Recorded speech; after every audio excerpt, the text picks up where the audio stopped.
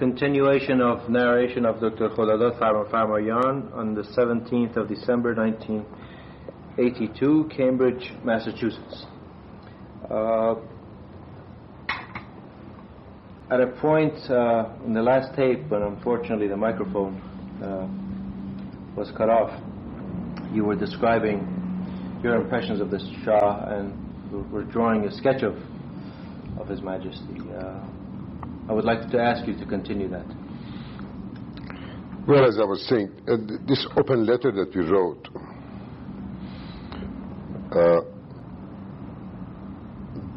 asking the Shah to stop or to control heavy military expenditure, and urged him that he should first turn his attention to the economy and development of the economy, on the logical grounds that, after all, a strong army could only be built on the basis of a strong economy, of a healthy economy. It was not a political act as such. We didn't want to make just useless noise to distinguish ourselves as a sort of a liberal or reformist group as such, but rather, as I was saying earlier, it was genuinely because we felt he was the only refuge we had, and that he would in fact understand what we wrote in that letter. We knew it was useless to write to others. We had already told the Prime Minister, we had already argued with the Prime Minister, and I suspect that the Prime Minister, Dr. Amini, was wholeheartedly, at least in principle, in agreement with us. But he knew the difficulties in trying to cut the army budget. By the way, one of the main causes at the end of the day, as I heard much later, that made Amini resign was this very argument, the whole question of the budget, the whole question of the military budget. This optimism that you had about the Shah, was this wishful thinking, or had you actually seen signs and indications? Not necessarily. As I explained during all these discussions in the earlier years, we felt him to be a very modern man. We honestly felt him to be liberal. At least I did. But what I'm asking is, did you actually see indications of it? Or was it something that you were wishing? Yes, during certainly private meetings, let me put it that way. Right. He would comment that, look, for example, the Minister of Economy at that time, an elderly general, is not capable of understanding what we are saying. The Shah would say this. The Shah would say this to us. Or to me, at least, I'd heard him personally on these matters. The Shah would show us great favor in receiving us, listening to our arguments. And to me, that was an important indication. He didn't have to do that. So we naturally came to the conclusion that he believed in these matters, that he thought that the country needed all these reforms. Oh, I have no doubt that he did think that the country needed these reforms. Whether or not he was truly an abiding liberal, well, at that time, is something I cannot be all that certain about. But that was important is our perception of him, and how he had in fact caused this perception within our mind to be created. His image, this image that I'm referring to, was not all that much marred until much later, when we saw him behaving totally differently. I still maintain that had he continued, even on those grounds, at least allowing some debate on this whole question of military allocation, or as between military allocations and allocations for other purposes within the total budget of the country, within the development budget as well. Perhaps he would again come through as a reformer, and his image would not have been so badly marred among us liberals or among us reformers. Could you give a few examples of some of the meetings with him? As I'm talking, I'm trying to remember. One was certainly the fact that we would dare to write such a letter. It was just that open. Secondly, as I said earlier, when I resigned, Allah insisted that I should go and talk to the Shah. Allah implying that he was just the right man to talk to, that he would listen, that he would understand. That old man, after all, had been with him for so many years, had been his prime minister so many times, had been his minister of court so many times, and I felt if he felt that, there must be something to this. So he was reaffirming your own impressions? Yes, of course. Later on again, I was told that maybe Allah did this simply because Allah had been totally disenchanted by Amini's government at the end. That he wanted to encourage me to go and talk to the Shah about Amini, something which I refused, absolutely refused to do, until, as I said earlier, Amini's government fell, and then I went to the Shah. But even then, when I went to the Shah, I remember, so distinctly I remember, he asked me, why didn't you come to me earlier? I said, sir, it would have seemed that I'm complaining about the Prime Minister. This was not proper of me. Furthermore, I had no complaint about the Prime Minister. To which he said, I have always admired men of principle. Right or wrong, I was a young man. And that statement coming from the Crown to me meant something and created that impression to me that he was indeed a genuine person, that he understood this younger group. I have very little doubt in my mind and in my heart that he genuinely wanted the support of this younger group. That I have no doubt about. He considered the genuine support of the younger group as very important to his politics. This I'm certain about. This from all the indications that existed. How he balanced this against other types of supports and against other types of considerations is different, which remains, and we shall see as we watch him change and grow in the next 20 years, in the next 18 years of his reign. But in those early days, I'm convinced he was a different man, and he was not that arbitrary about things. He would not just simply pronounce. This again I'd seen in every meeting I had with him. Could you give example of a couple of those occasions? Yes, I'm trying to remember. You know, memory is a terrible thing of these occasions. As I said, we had detailed discussions.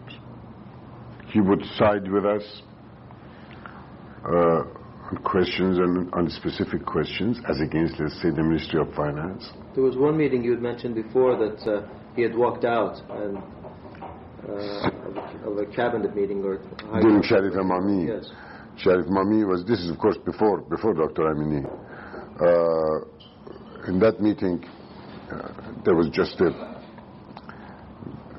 very difficult discussion between the plan organization, which I represented. Hidayat was the minister. Hidayat was sitting there quietly. The whole cabinet was there. Zarqam was the Minister of Finance. And the whole argument was over whether or not we should fill in the gap of the plan by borrowing more from the International Bank.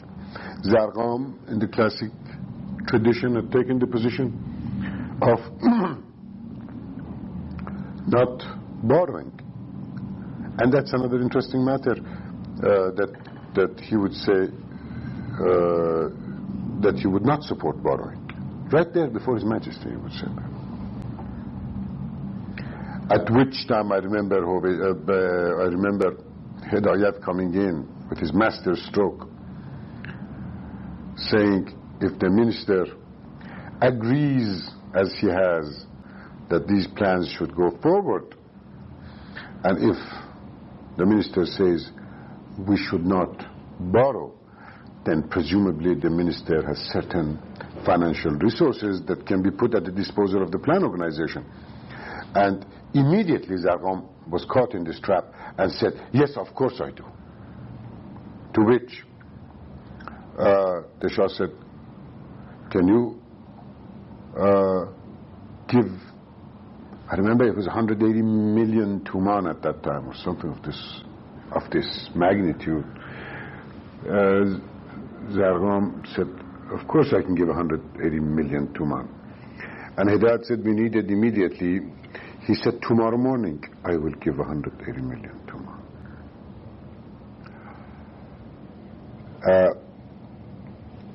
This was one of the problems. And then again it followed up at the same meeting. I remember discussions about relating to a stabilization program of some sort regarding prices and the total current expenditures of the government. And I raised the point, or the point was raised, I don't remember, that the current budget should be cut by so much.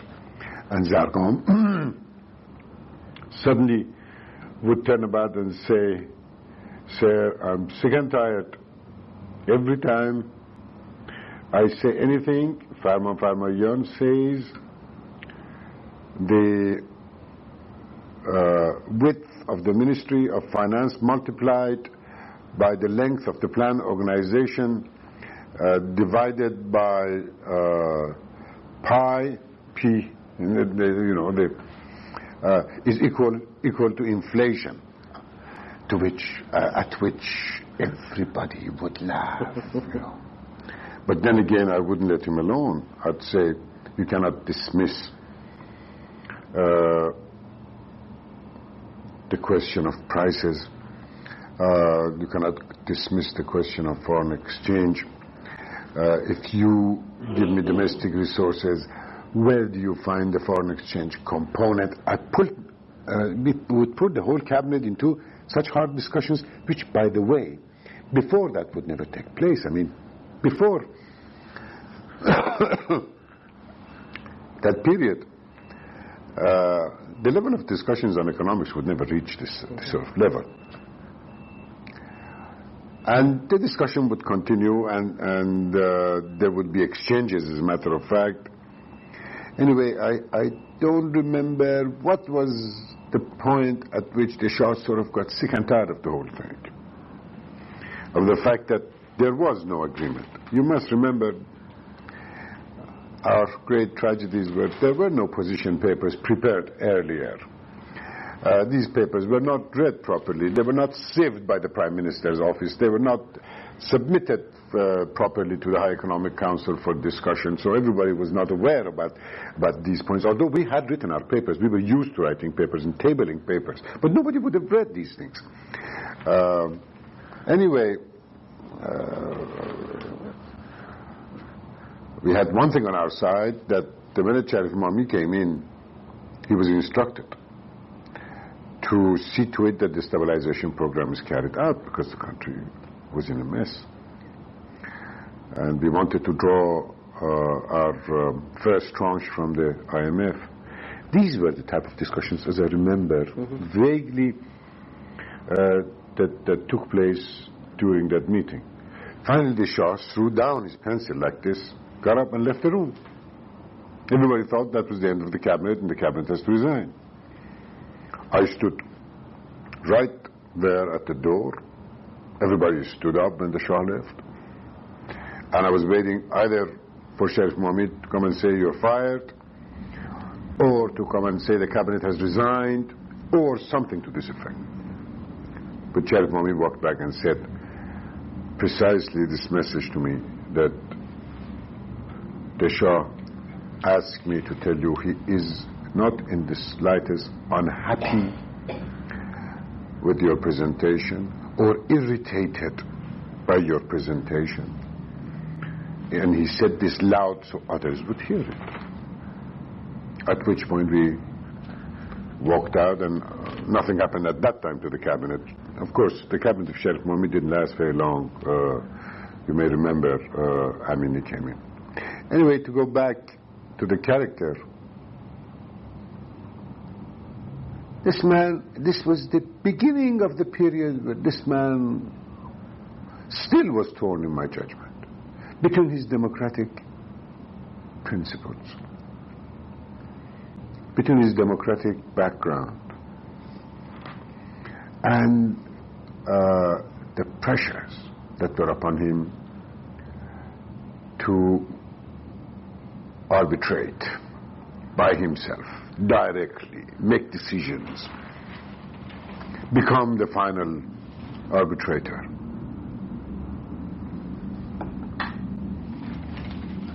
He wasn't that much of a, this is what I want to say, wasn't he that much of a willing prey? He was a sort of a Hamlet at that time. Still a sort of a Hamlet. He was still a sort of a Shah before Mossadegh period. It wasn't that many years after. He had been consolidated, he had developed confidence, to be sure. He was still making decisions, he was still following through with things.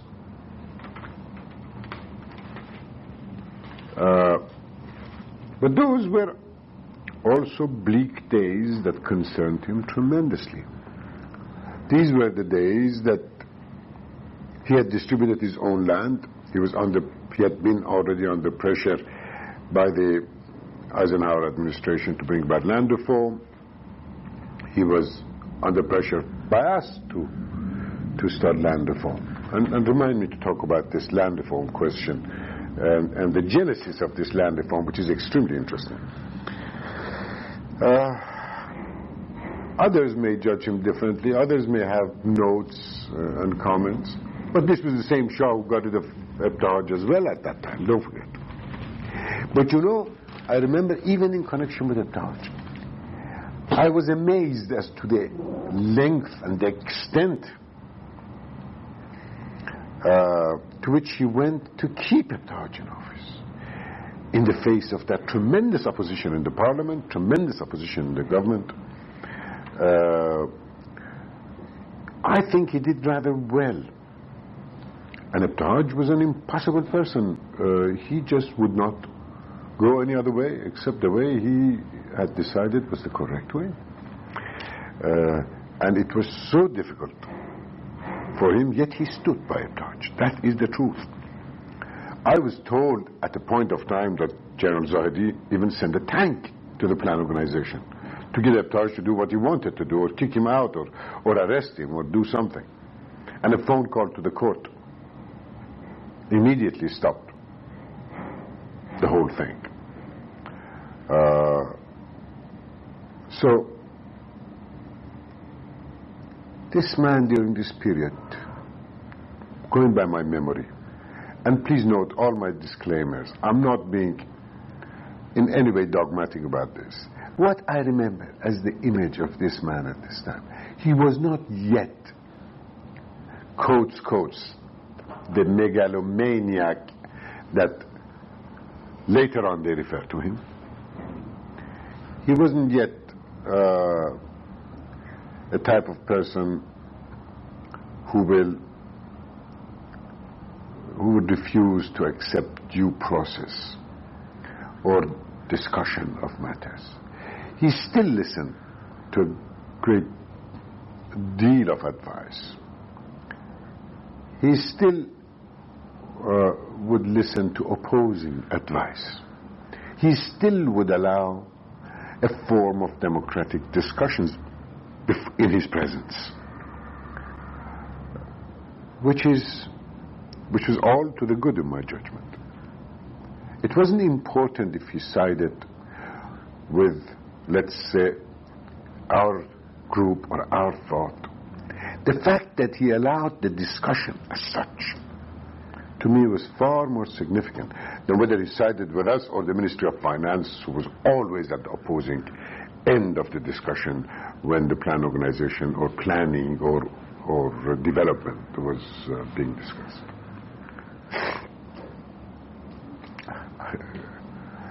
So I feel that this is a very, very important period. Diversion, I begin to see diversions from this time, after Amini certainly. And don't forget, until the end of Amini, he would have selected prime ministers who were rather well known in the country. The type of prime ministers who could, in private, make issue with him. After that, he begins to select the type of prime ministers who just did not have the background to take a stand before him.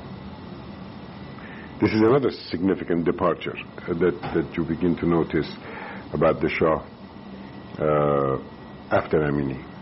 In later years, as you remember, on a number of occasions the Shah was heard to ridicule economists.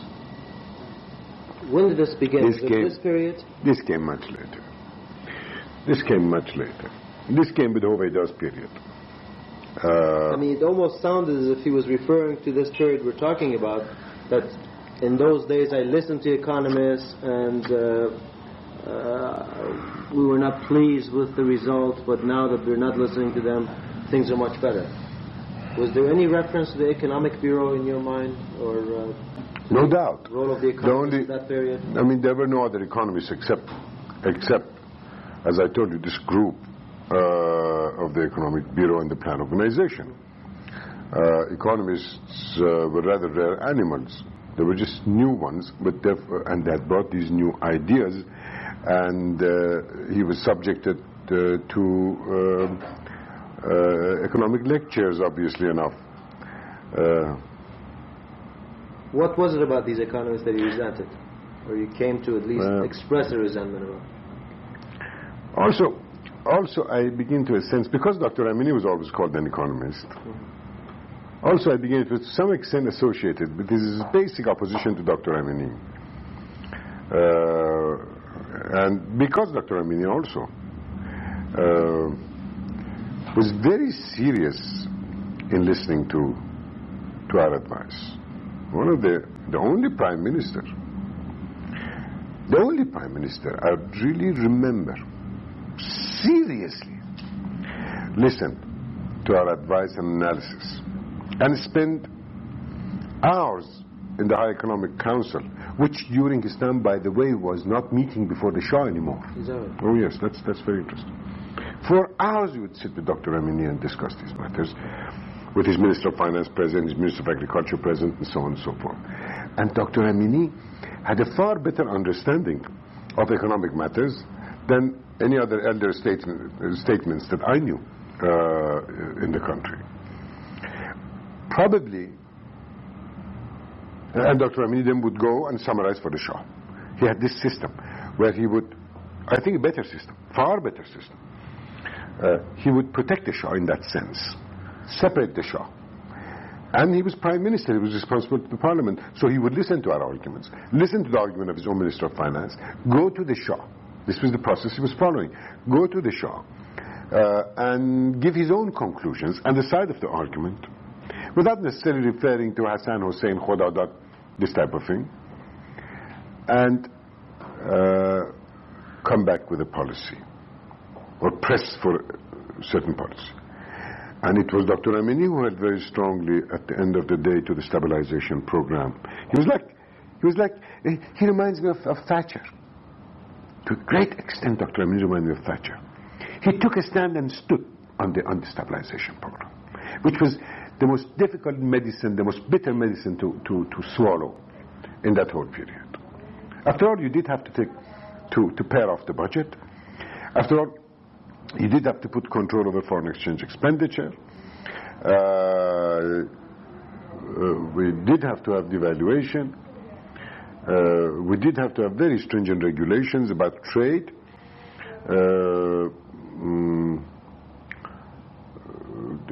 In order to be able to use foreign exchange, first tranche from IMF, and then the second tranche, the standby, and then third and fourth. I don't believe we ever used the fourth. Anyway, in that sense, I think when the Shah later on refers to economists, he must have had in his mind the Dr. Amini as well as us, of course. There was no doubt. And later on, long after Amini, he would say the same thing when we were in positions. What was it about you economists which made him say this, made him susceptible to this? The same thing that after all had seeped through from the Western press about the economist. All the classic jokes about the economist. That the economist was always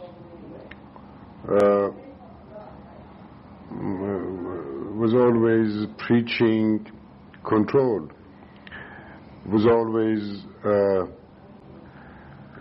the prophet of pessimism, of the dismal science, if you wish, that we always talked about. Watch out. Be careful, prices will go up. Watch out, there won't be any foreign exchange reserves. Watch out, your taxes are not sufficient, you're not being properly collected, that in order to develop you must first mobilize domestic resources before you expect people from abroad to give you the money. Somehow, perhaps the highly disciplined thought that first you tighten your own belt, first you make your own effort before you turn abroad to try to get aid from others to help. Somehow they thought that things will happen.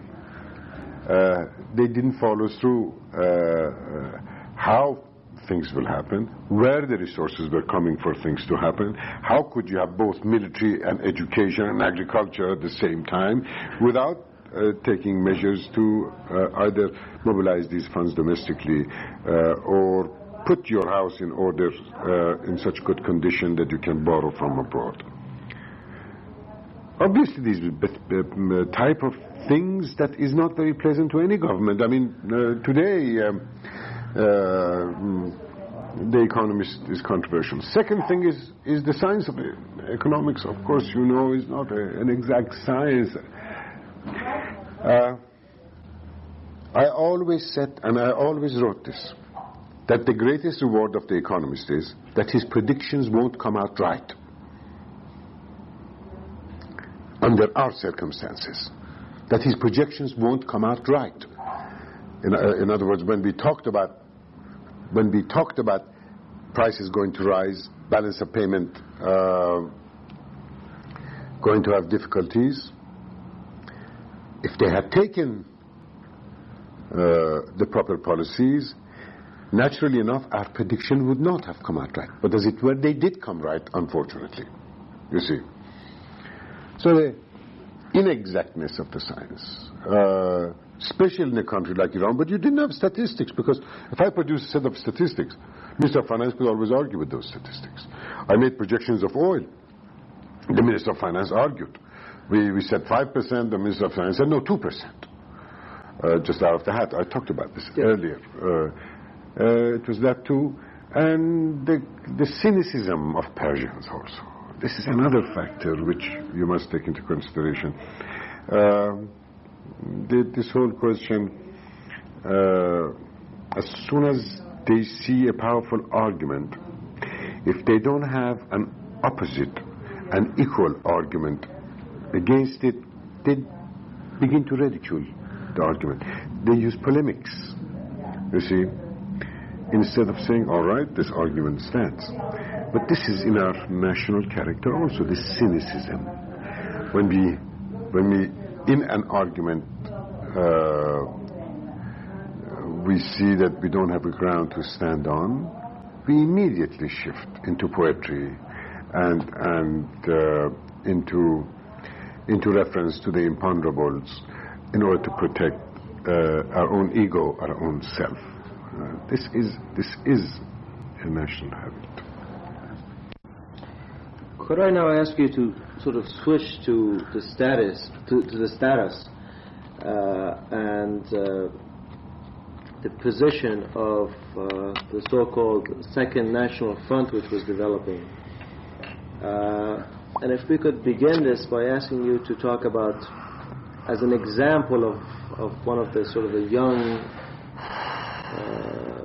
leaders of this National Front, if we could talk about your friend Hussein Mahdavi, your memories of him, his background, and how he sort of began to choose a road which was somewhat different from your own, and how you viewed that at the time.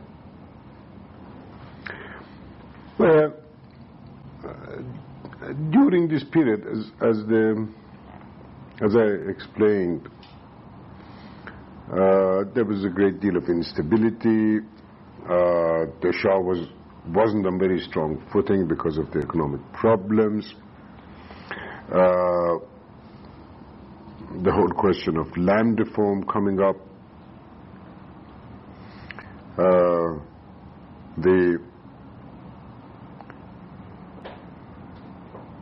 A sense that he should allow a bit more elbow room to political activities, but more important, I think, the very role of Dr. Amini, both in fighting the elections of Iqbal in the first parliament and questioning even the second parliament, ultimately closing the parliament that Sharif Mami elected.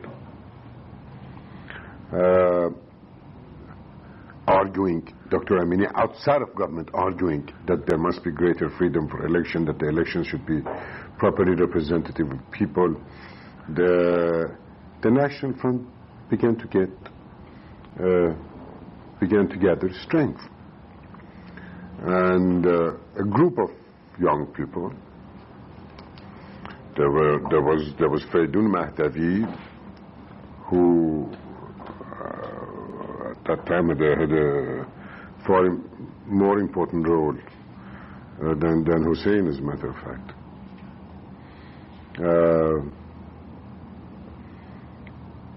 There was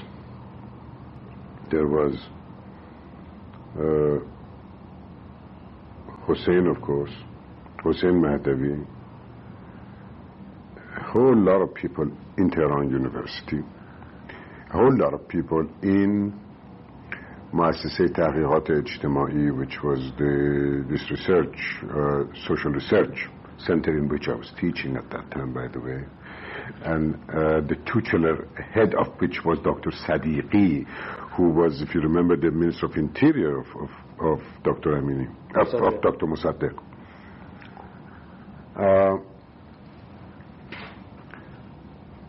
They began to collect, they began to organize, they began to have dores, they began to talk about politics and economics. They began to talk about land reform. By the way, at this time, Hussein wrote a nice paper on land reform, which I recently read, of some of his own villages in Zanjan, and the problems of land reform, and you'd be surprised how conservative he was at the time. Anyway,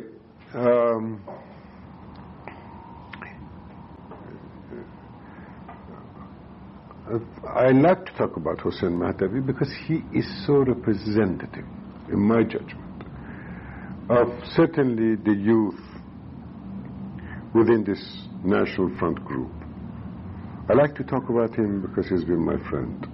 I like to talk about him because he worked with me for years in the Economic Bureau as one of the bright people of the Economic Bureau. I like to talk about him because he was principled and he stood his ground for a long time. And yet to me, he is the representative of the tragedy of this group which we call the National Front. He came from a very good family, as you know, the background. Just like a lot of these people who came from very good families.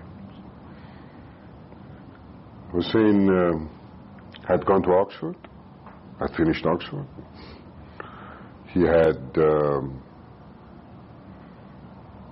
then gone to France and received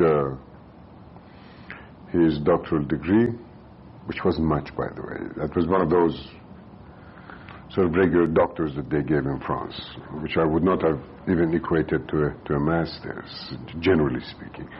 But in his case, he was very serious sort. It wasn't Doctor d'Etat. And joined the Economic Bureau. He was in my industry section, and he did a magnificent piece of work on steel, which was one of the biggest problems we had in that whole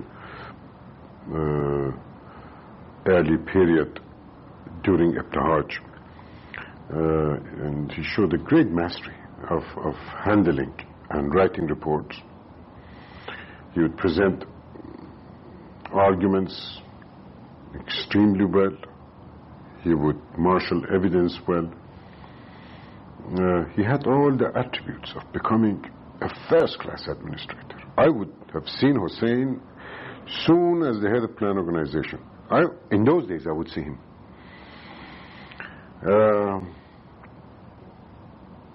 Then I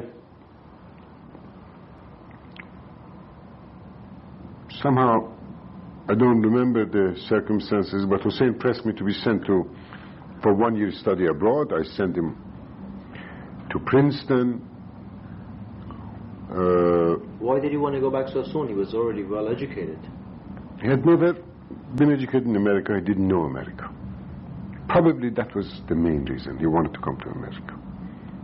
But did that mean that he was becoming disenchanted? I have no idea at that time. Later on, when he returns, now there is clear evidence of this. There is clear evidence. But at that early period, Hussein goes off, and we had these programs. The Ford Foundation gave him a grant to go to Princeton, and he spent a year in Princeton studying history of Iran, economics, a mixture of things. And he came back. Apparently, on the way back, he came from India.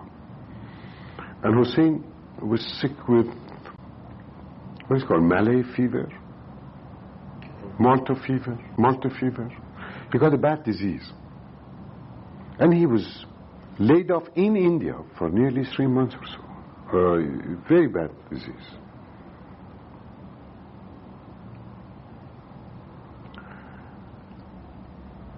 When he arrived in Tehran, I noticed Hussein being a totally different person than the one who had left earlier. He was totally disenchanted with whatever was going on around him. He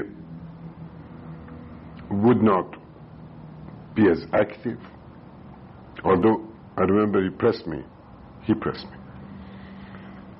to become my deputy, because there was an occasion for me to appoint not a deputy but an assistant, which is above the section head.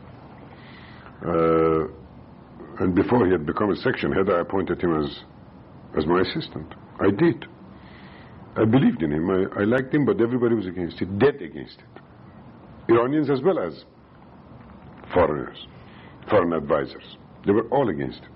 But I appointed him just the same. Because I had some kind of a deep belief in him. Then,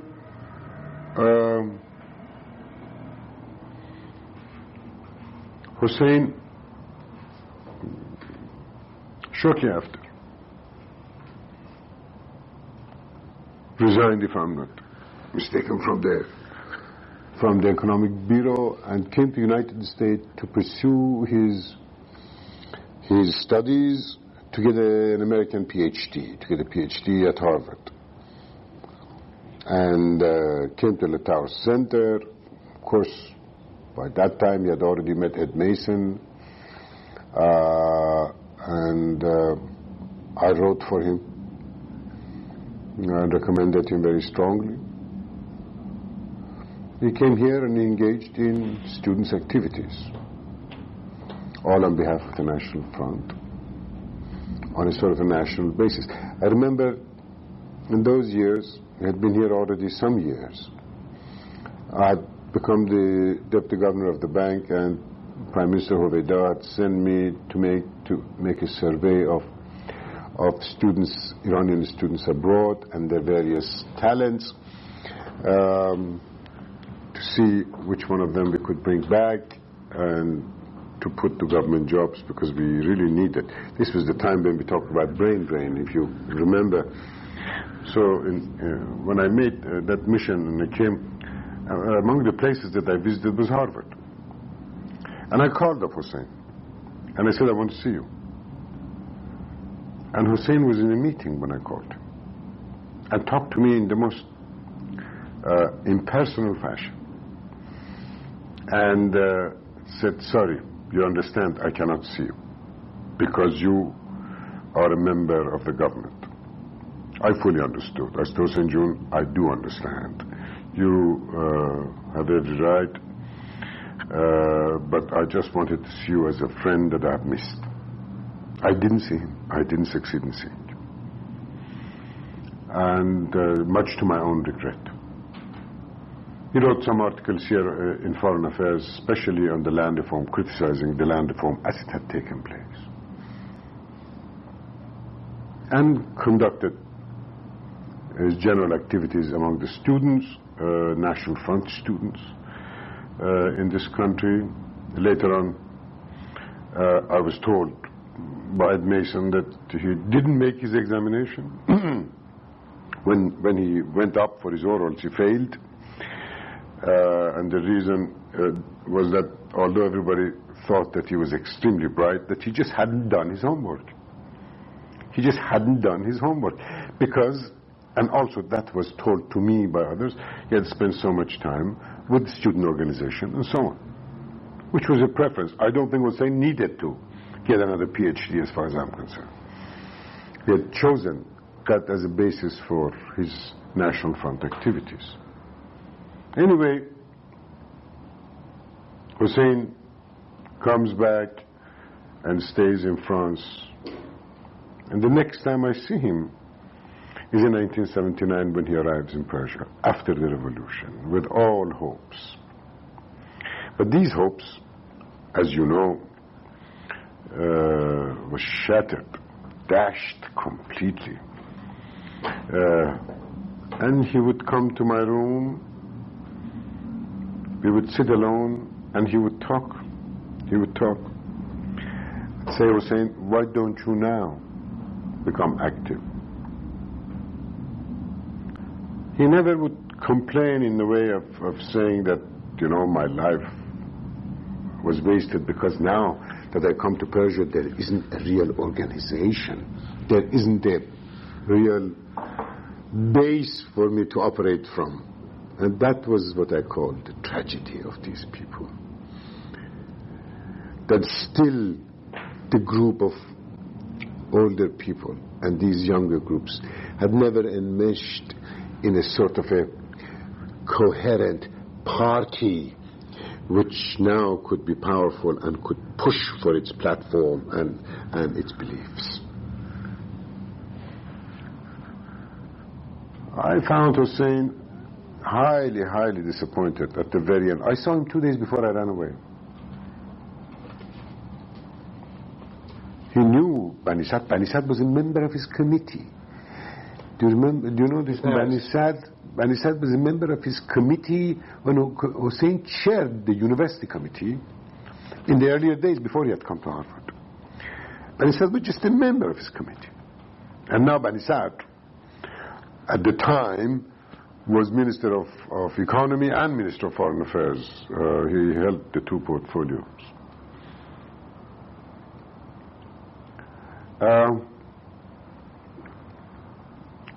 Had he gone back to his villages?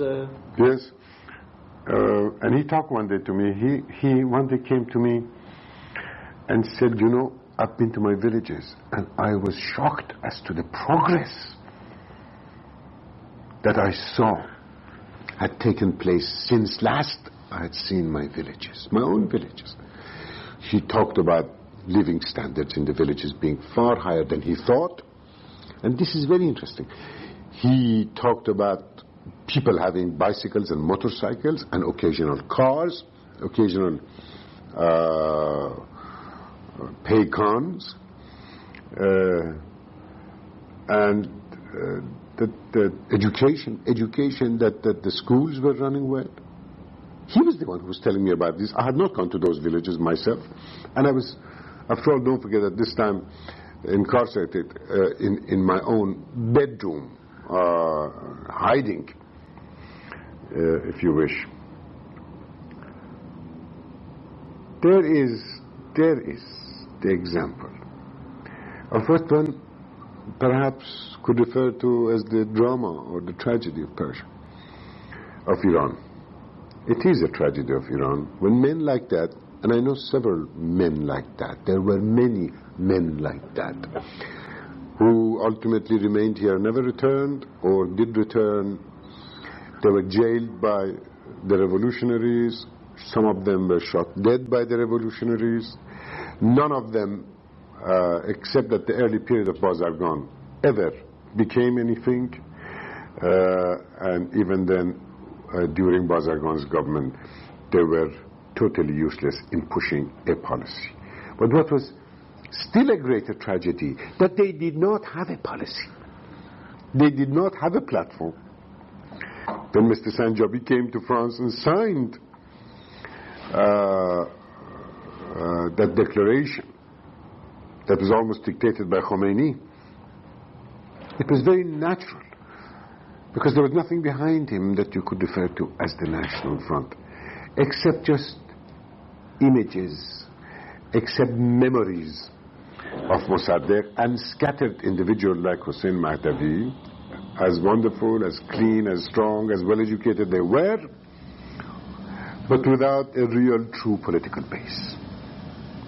There may have been sentiment among Persians, but these sentiments are short-lived. They can be swayed from one thing to another, from day to day, you know. If they had a strong party, if they had a strong platform, if they had really developed something, if they were allowed to develop something, now let me put it that way, as later on I will criticize the Shah on this point. If they were allowed to develop something, then there was a structure on which they could stand. But as it were... If we go back now to the time of your resignation from the Plan Organization in 1962, it seems that there could have been, may have been, at least it's the puzzle to me as to why there wasn't some, or to some extent, some resentment as to toward the government and even the Shah, that here you were in the Plan Organization so enthusiastic, trying to do something, and yet you had met this obstacle. And it seemed at that time you could have been inclined to join the Mahdavi and Ghani and your own brother in some sort of association with the National Front as the only sort of visible non-revolutionary opposition. Were there such sentiments? And if not, how did you reject them? Well, I'll try to be as honest as possible. I honestly, sincerely had the greatest love for these individuals, had the greatest respect for these individuals. For example, all of them had such background, and there was such an understanding between us. There wasn't a time that I felt opposed to Mahdavi. Because when we talk about the military problem, we had one voice during the plan organization. When we talk about economic development, we had one voice. When we talk about land reform, we had one voice, about which I'll talk. One voice in the sense of that it should take place. Take the other person, take Sirus Khani. Sirus Khani had grown up with me from childhood. Sirus Khani was not like Mahdavi. He had only a brief stint in the plan organization as a lawyer, and I had made that arrangement to have a sort of a lawyer who understands all these agreements with the World Bank, can read and advise me on it and so on, and I certainly brought him in order to be sure that when we go to negotiations he will be there and read the agreements and advise me on it, because he was trained as in the tradition of law school here, and he would understand Anglo-Saxon aspects of law, whereas in the plan organization we had no one at that time to understand these things. Sirus Khani was an amazing person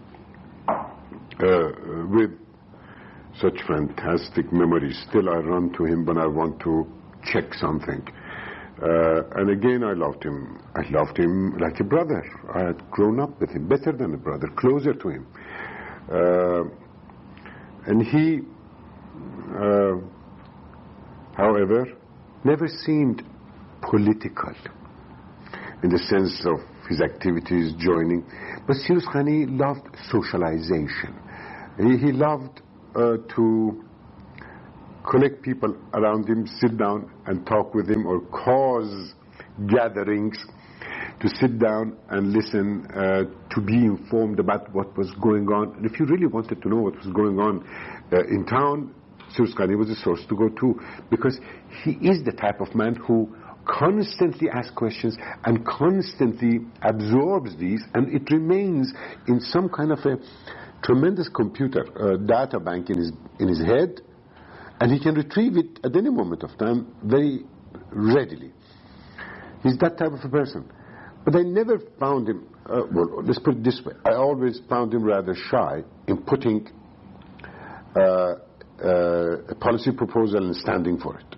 I always found Sirus Khani reticent when it came to waving the flag or standing for a party action. He was a shadow member, in my judgment, even then, of this group. And don't forget, by then Sirus Khani was in the private sector. He wasn't in the government sector. I didn't really know what Sirus thought about various policies. All I knew that Sirus was interested to find out about various policies, and had the great sympathy for the national frontiers.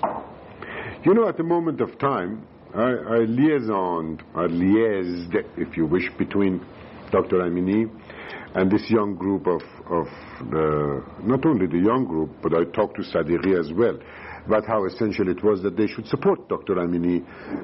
At least this was the next best step.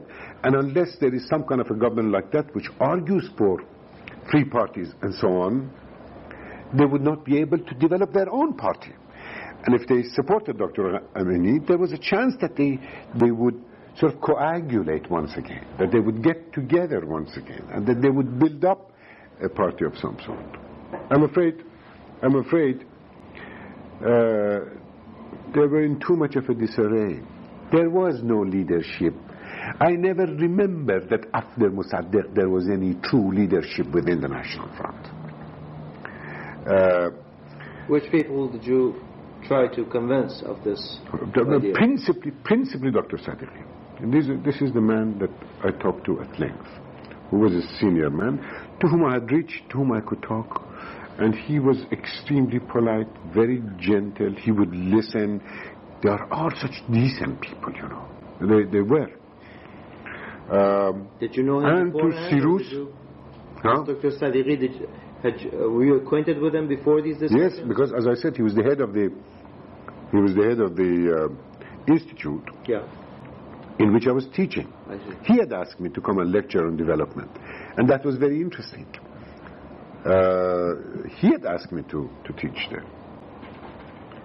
So why did he reject your offers, or Dr. Amin? No, it wasn't. He would never reject. He would listen. I was pressing, but I'm saying the results never came about. And at the beginning, let's be honest, they didn't oppose Dr. Amini in any sense. They didn't make any statement opposing Dr. Amini. Maybe at later points, they sort of separated themselves from him. But I'm saying to you, they had an opportunity to jump, to organize themselves. This is what I'm saying to you. And my point is this, that I went to Washington. I related this earlier, but it seems... It's on there. Is it on there? Yes. When I... Meeting at State Department with Dean Rusk and when they asked me about... National Front, yes. And I reported so to the Shah. That's right. So you see, I was a believer at that time that they could have organized themselves.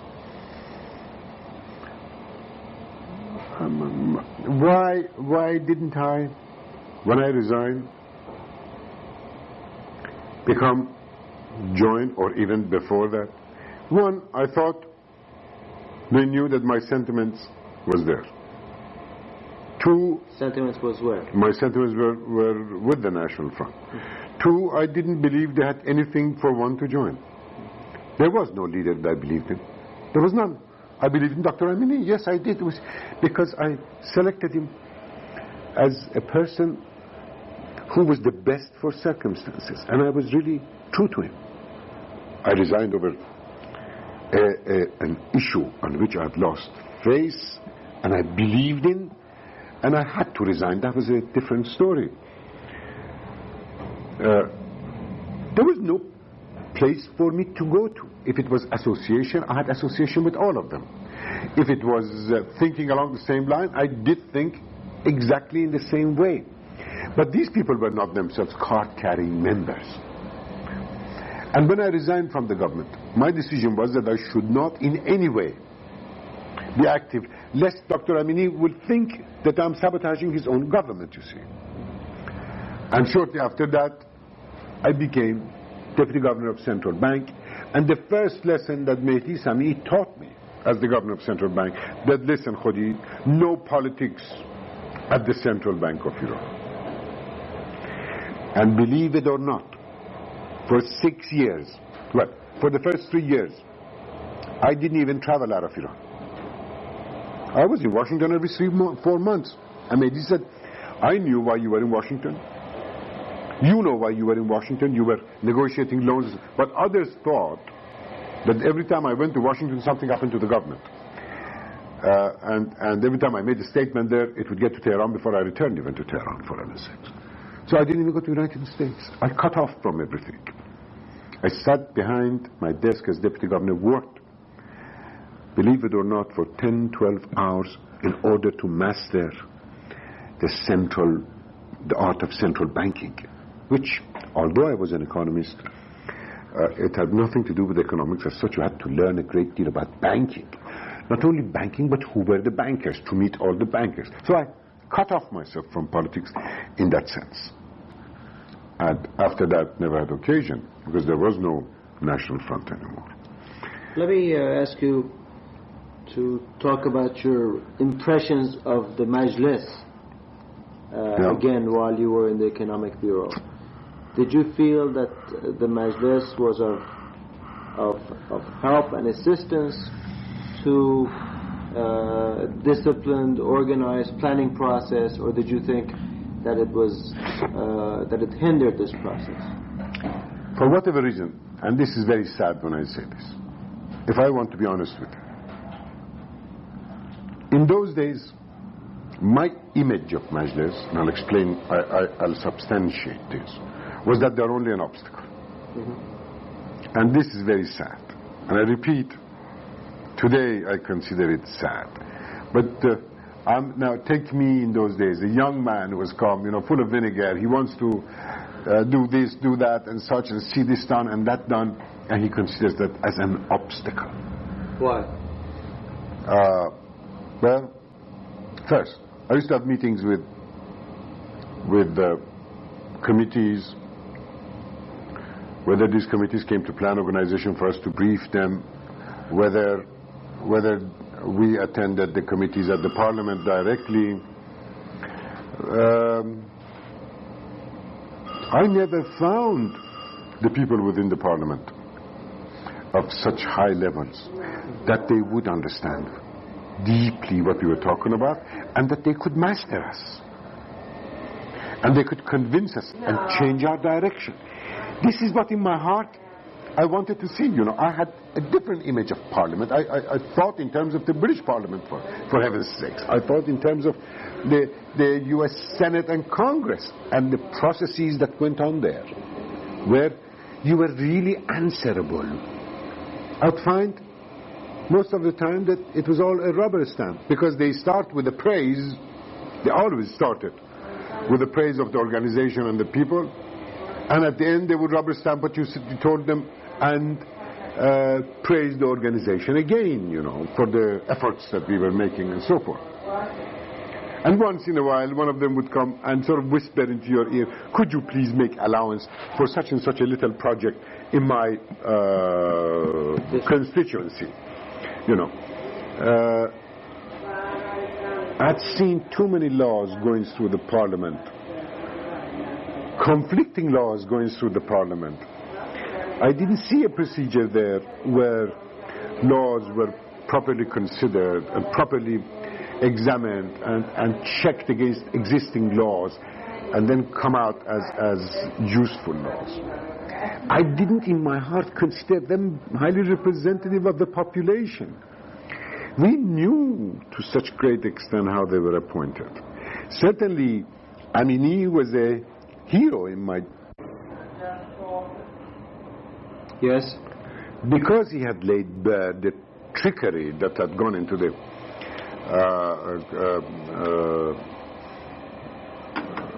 election of the members of the parliament, or the central control, because he had clearly shown that these people were not representative, that these were almost appointees of the government. Naturally, as a young man with all those ideals, I would have thought this to be far less an institution that I had imagined parliaments are. I had listened to many of those speeches. I had read many of those speeches. These speeches were polemics. It wasn't until later years, surprisingly enough, that once in a while I'd see a decent speech.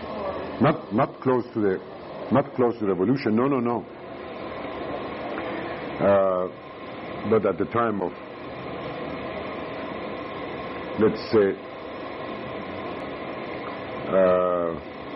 Mansour's government, and later on Huwaida's government, I distinctly remember one man that nobody talks about, and his speech as opposition, his speech budget was all his speech on the budget.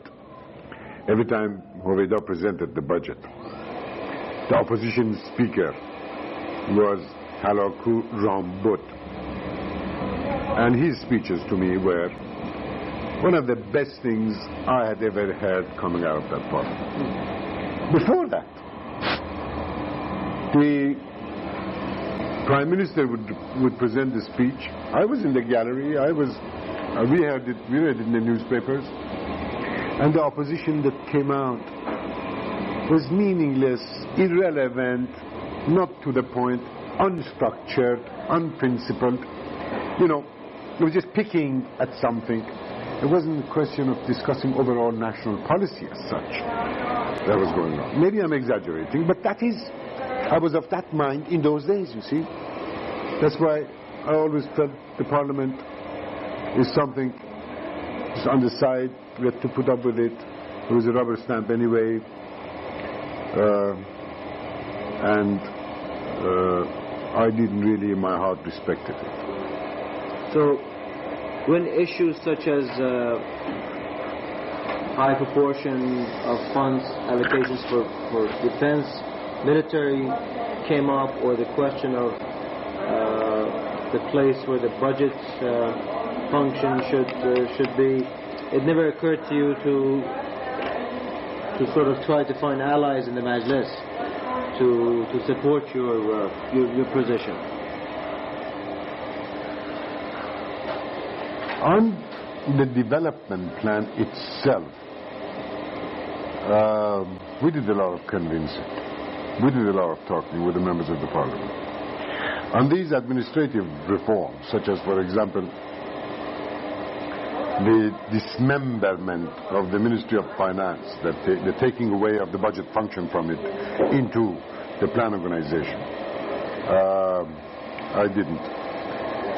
They applauded us for the fact that we were suggesting, after Taj had left, of course, and in preparation of the third plan, that the execution must go to the line ministries. This was well received in the parliament. In that sense, we hardly needed their support. But I don't remember ever going to the parliament because it was purely internal. I wouldn't allow myself. And it was mostly taking place during Amini when we did not have a parliament, you see. Anyway.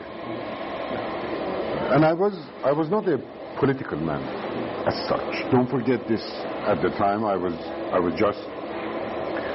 just an administrator within the government. I was deputy managing director of the plan, and as such,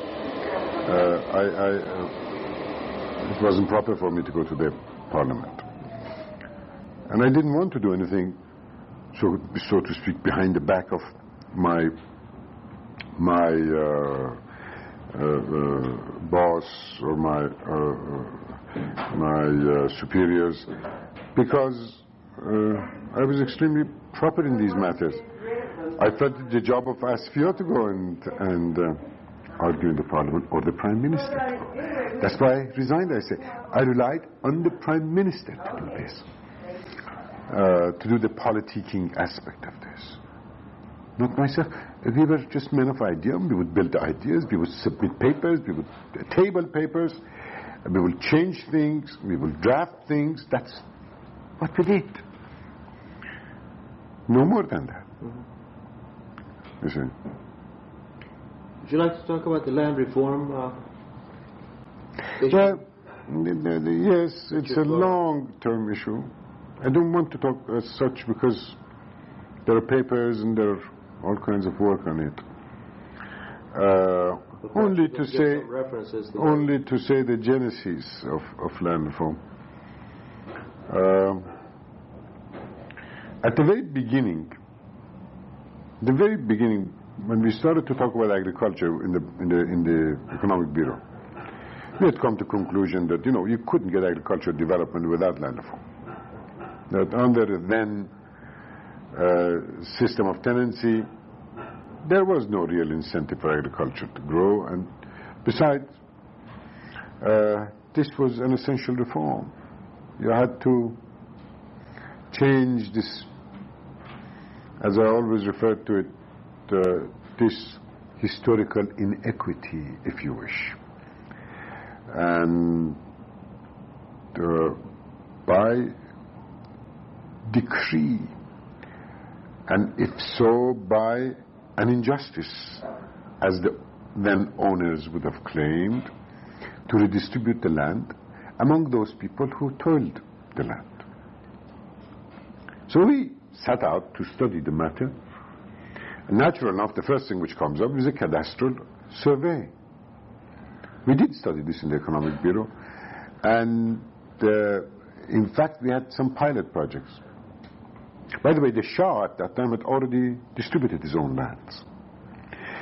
In Gorgan, his opponents have said that he was selling his lands and turning real estate into cash. Distribution of land. This is not true. Distribution of land, of the crown lands, on a long-term basis, where the payments, if ever all the payments were made, and this is not true, they were not made, were to go into Bank Omran for other development purposes. It didn't go to a private purse of the Shah as such. Mm-hmm. So it wasn't that Bank Omran was an intermediary to take the land, take the notes, and then in return give the cash to the back to the Shah. Person of the Shah. Not that I'm aware of. Not that. If I were, I would have told you outright. I don't know anything about such machinations. I wish I did. I wish I was familiar. But in principle, he had distributed in good faith as early as 1949. And he did this.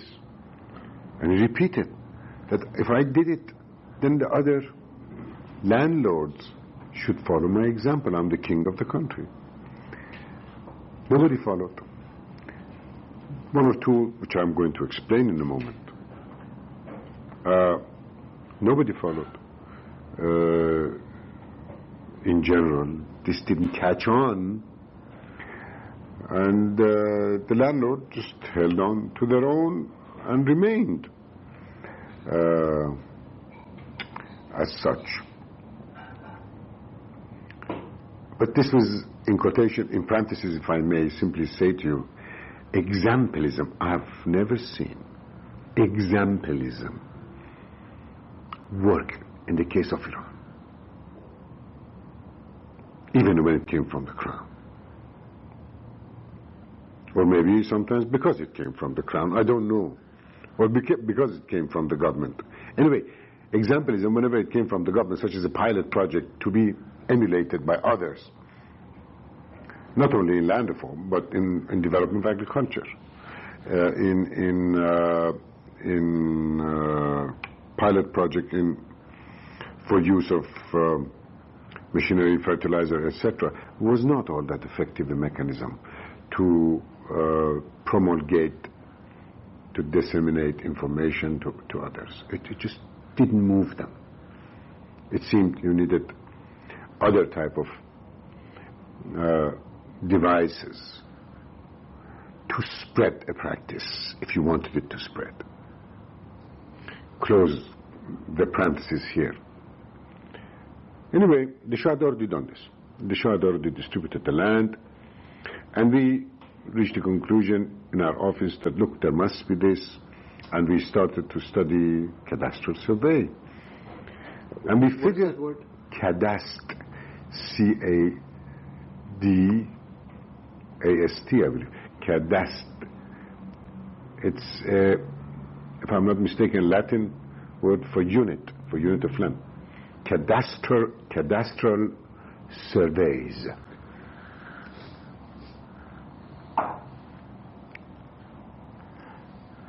We felt that cadastral survey simply means a survey of the land and its use, if you wish,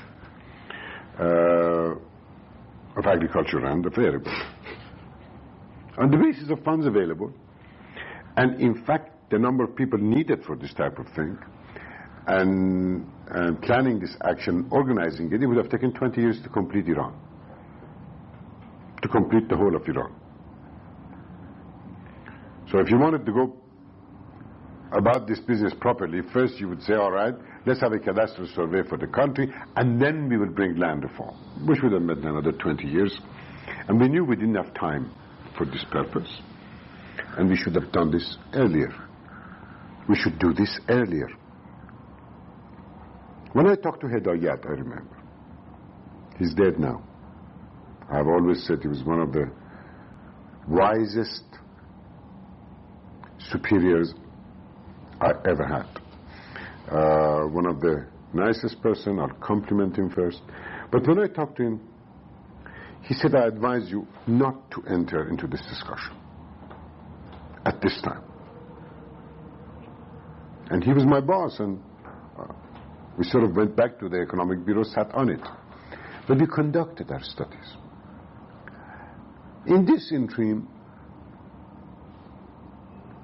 This is before Dr. Amini comes to power. One day, I'd gone to visit my eldest brother, to pay a visit to my eldest brother. By the way, my eldest brother, Muhammad Wali Farmانفرمائیان, is now 94 years old. At that time, and before this, he was considered one of the biggest landlords in Persia. He owned the whole of Miane. Miane at that time had 30,000 population.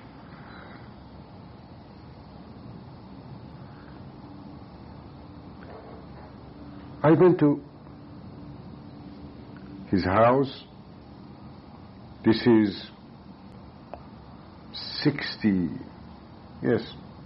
1960.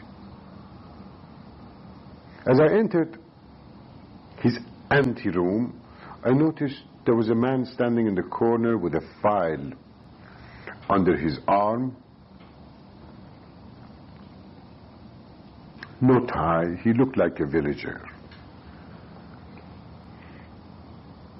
And I saw my brother standing there talking to him. He asked me to go to his waiting room, to his sitting room, and wait for him. I went and sat there and waited until he came. When he came, in his very gentle way, he said to me, "You know something?" I said, "What, sir?" He said, "This man was my chief planner. He was my Mr. Ibtihaj." I said, "What plan, sir?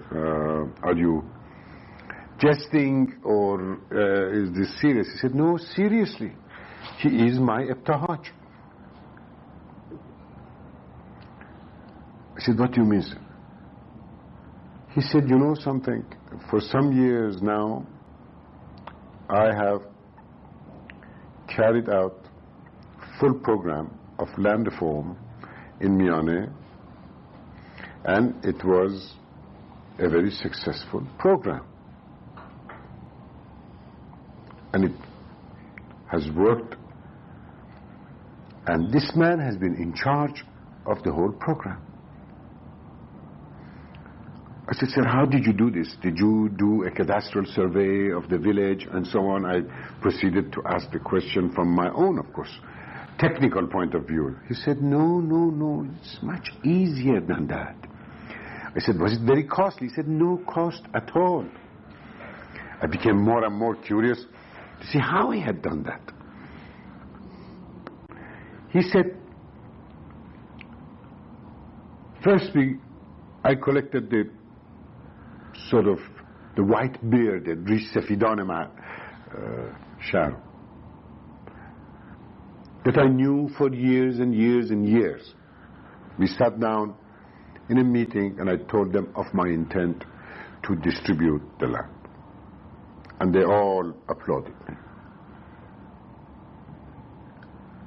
Then I said to them that, shall we discuss how this should be done?"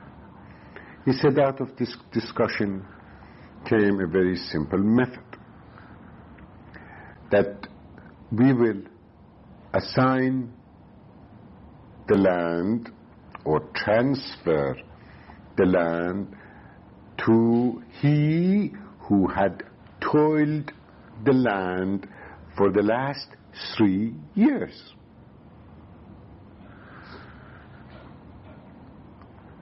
So the concept of toiler, owner, farmer, tenant, toiler, owner now. I said, "But who knows this?" He said, "Nobody knows better than all the villagers themselves who has toiled the land.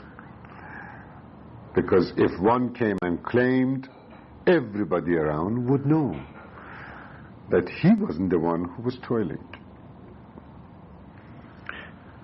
He said, "So, and the amount of land that was toiled by a family or a head of the family was known. Some of them had been doing it for years and years. Some of them have been doing it for less than a year. and so on. He said the next step was, how do we transfer this? And at what price? And what were the terms? He said, again, I discussed with the white bearded men of the village, a sort of a council, if you wish, and they put a price on various types of land. If the land was near water or was more fertile, they knew again, and they put a higher price on it, somehow relating to the productivity of the land. Or bardasht, the output of the land for the last 3 years, the average output of the land for the last 3 years. And they came to a decision of the value of the land on the basis of the quality of the land, and there were various qualities. So we agreed on the price too. The next question was, how do we pay? There was an argument. At the end, it was agreed that it should be paid in installments of 8 years. 8 years at, I remember distinctly this, at 5% rate of interest on the balance of money which remained.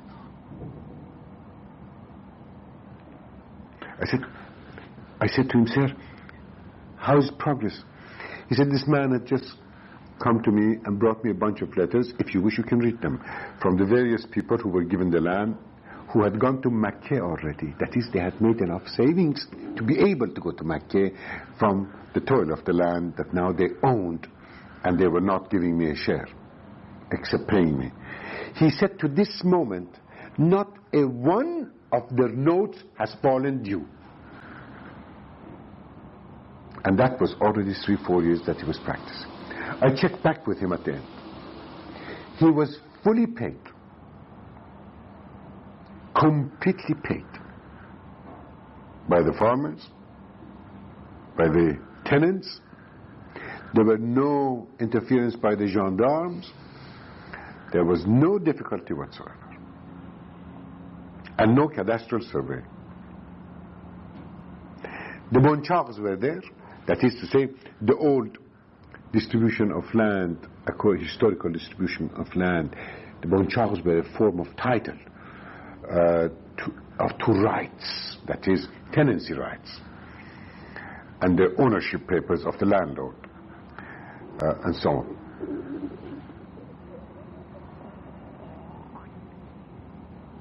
Well, this gave me an idea.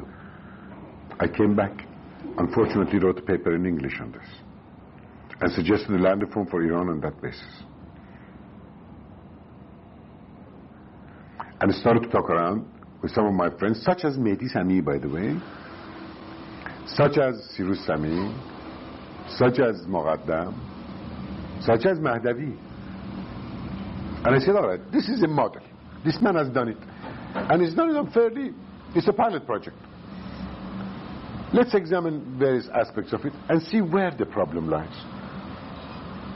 And settle those, polish it, and let's have at least a policy in case the government wanted the policy. So we did. Dr. Amini comes to power, Afsanjani is appointed, land reform is to take place. One day Afsanjani, who was a very close friend of Mehdi Sami, hears this from Mehdi that we had a plan. He takes us, the whole group. I remember it was me, Mehdi, Sirus Sami, Muqaddam. The whole group of us. He takes up to Hesarak. Hesarak was where the Razi Institute was, which belonged to the ministry. Surkh Esar or Hesarak? Surkh Esar. Do you remember Razi Institute, this famous place where they created vaccines? One of the best things we ever had in Iran. It's on the way to Abali? No, it's the other way. It's on the way to Karaj. I see.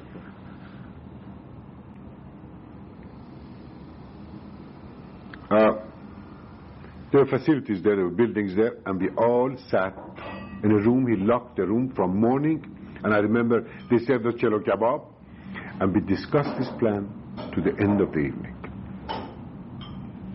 Because Rafsanjani had no notion whatsoever. You know, he was a newspaper man by profession.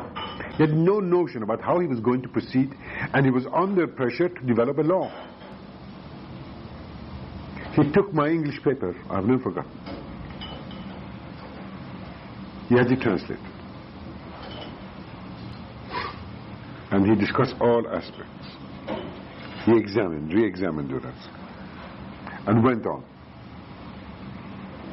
The next that I was allowed to enter into this picture was Dr. Amini calling me in, the presentation of Minister of Agriculture, to sit and listen to his presentation of the law. Principally, Rafsanjani was proposing exactly what we had said, minus one very important change. He had allowed that each landlord should be able to maintain one village, a shishdongi. The shishdong could be either parts of various villages, or just a piece of land next to a village, or a whole village. And remember, this was the first phase. The other two phases come at a later date.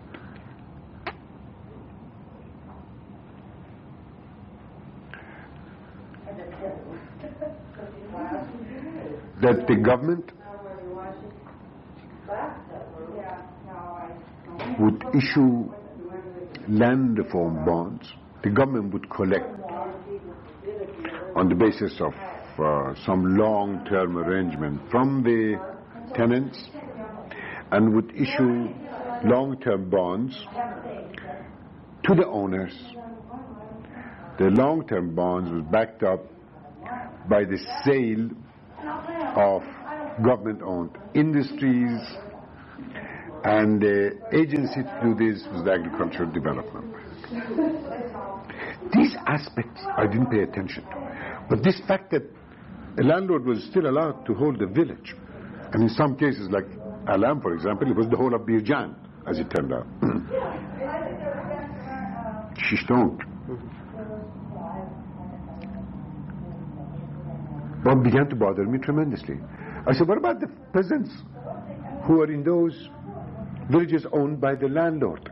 They see that the next door village, their cousins, their friends and so on all have private ownership, but they still continue as tenants in this village. This is going to cause... I said this across the cabinet table to Rafsanjani, who was sitting right opposite to me. I said, this is going to cause bloodshed. Rafsanjani, in his very cool, calm way, bent over the table and said, but that is precisely what I want. I have never forgotten this. These were the exact words.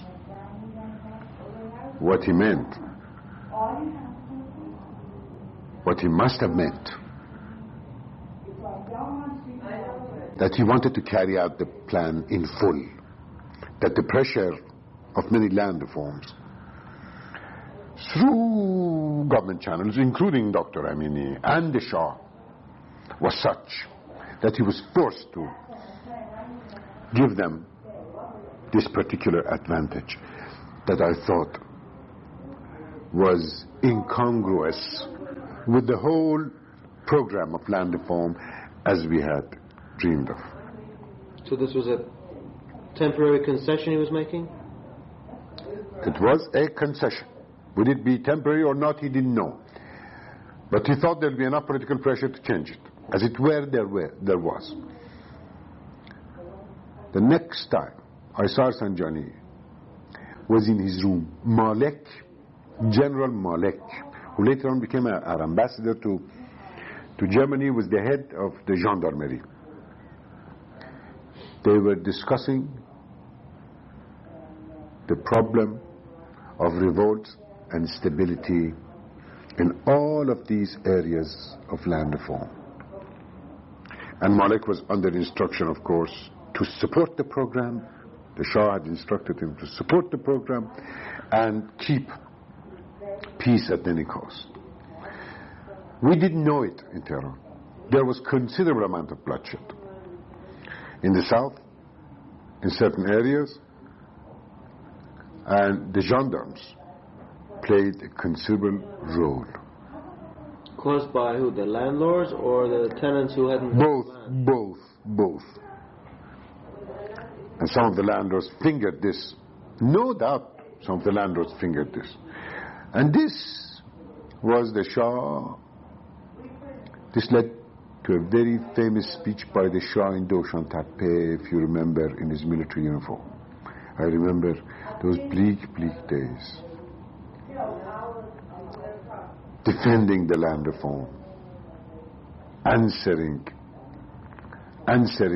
the landlords, saying, I listened to you all these years. I waited for you all these years. You didn't do it. This is the only way it has to be done. This nation, these farmers have a right to it. This is the beginning, by the way, of the clerical opposition, organized clerical opposition to the Shah in the person of Khomeini.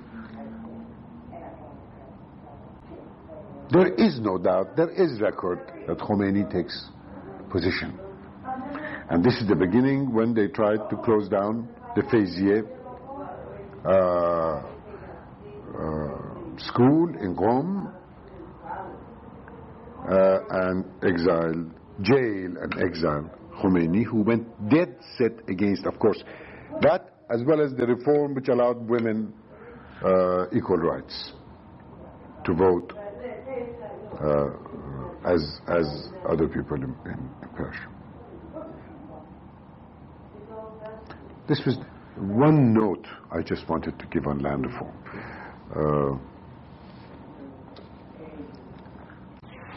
Could I now ask you to describe your memories and sort of draw a sketch of the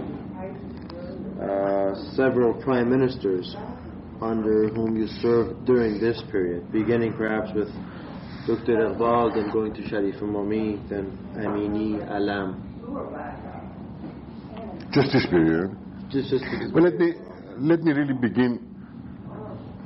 Let me really begin by talking about Allah first, because he was prime minister, and I've known him, and I owed him much loyalty.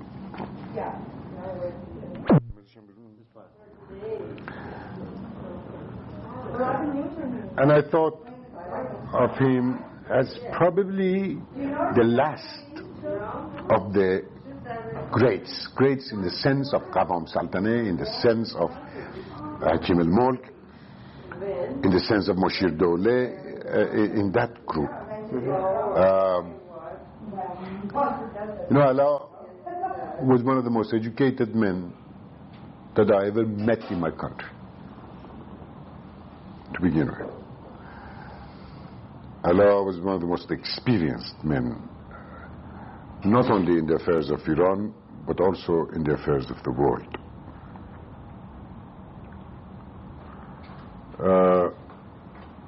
Don't forget, he had already been the ambassador to United Nations, and his famous speech on Azerbaijan, which still stands as a classic, I think. I hope that in your records someplace you will find this speech and place it. It should be a part of your records. And you should interview people who had known him far more intimately than I did.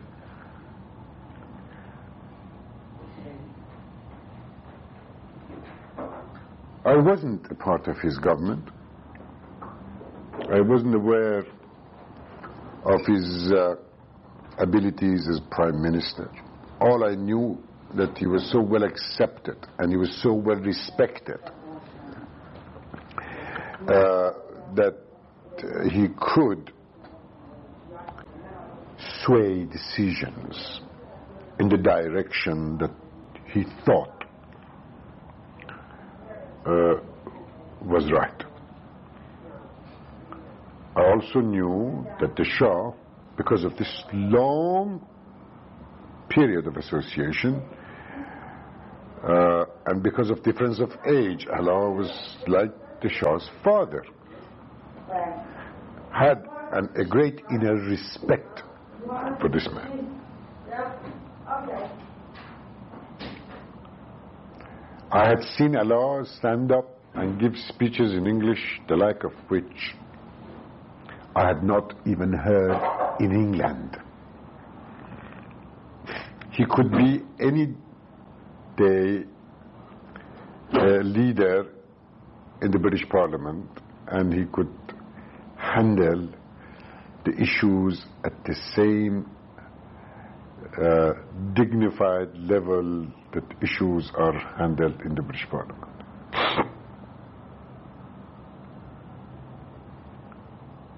In French, he was no less, as I understand from people who were masters of the French language.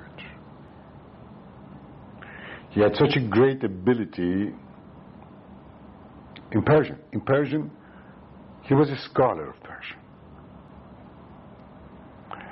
And his writings, his speeches before the Iranian parliament are there to be seen. And I refer to impromptu speeches, which also is a sign of the mode of his thinking and the very structures of his thought. Unless you do have models in your mind, you cannot talk that well, even if your language was excellent. Unless you have thoughts, you couldn't project these thoughts. Allah was a great patriot. He was a very talented man. By the way, I don't know whether you have ever seen some of his sketches. He was a man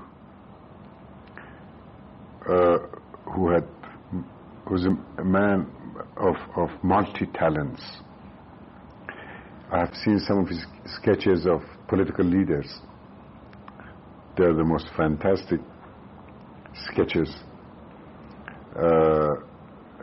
And it's like a professional who has sketched with pencil the various political leaders or individuals.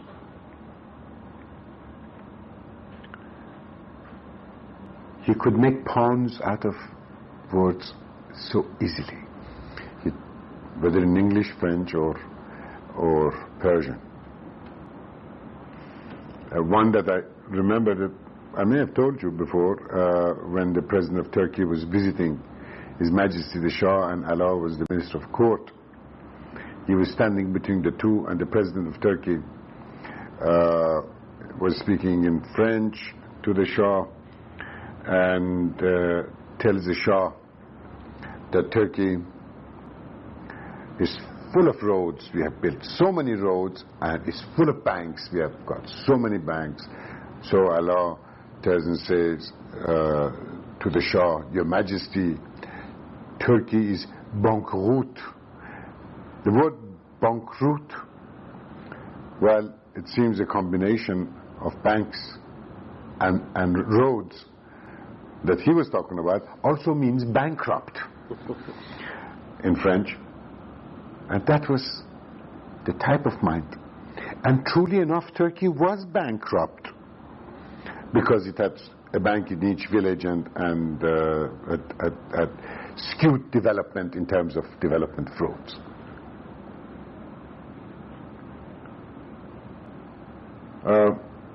I found that he was a great refuge to us. He understood us, he listened to us, he was extremely sincere. He always helped us when I'm talking about this group of young reformists. his background is, I need not refer to here. I mean, it's a matter of our historical record. My God, he was member of the League of Nations, the mission of Iran to the League of Nations, served in Foreign Office, ambassador to the United States, ambassador to United Nations, minister of, head of Bank Melli, various ministries, prime minister 4 times, minister of court, what was his relationship with the long Shah? time. The Shah, I had seen the Shah in front of him and with him. The Shah was rather timid in front of him, rather shy, and respected him a great deal. Not always accepting, not always believing. But he had such a fantastic honesty with the Shah. I remember everything you would tell him, he would jot down, and in so many words he would report to the Shah. There was that truthfulness and honesty about it. Not necessarily his own view, but what you had gone there to tell him. I mean, consider his function as Minister of Court, for example, as a conduit to let the Shah know the true information that has come to him. Whether the Shah accepts it or not is beside the point, and what was his own view would only be voiced if the Shah had asked him, you see. But this was the honesty that I saw in that man.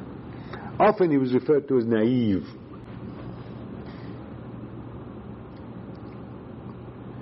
He was referred to as naive because of his honesty again, because of this approach of truthfulness that I say. And in Persia, to us, people who are straight, honest, and abiding by their responsibilities and duties are often called naive.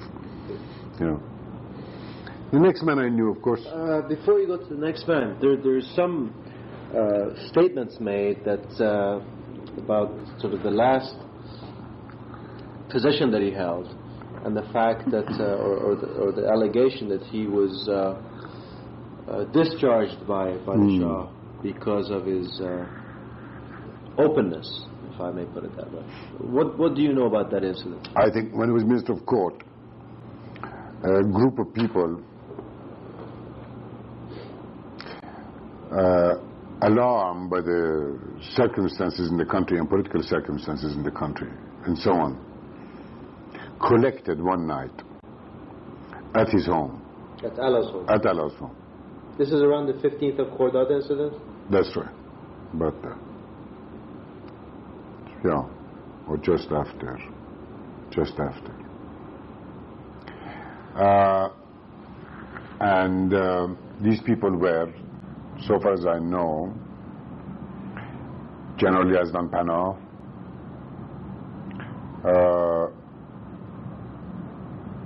Sharif Hamami, for sure. Who else? Jam?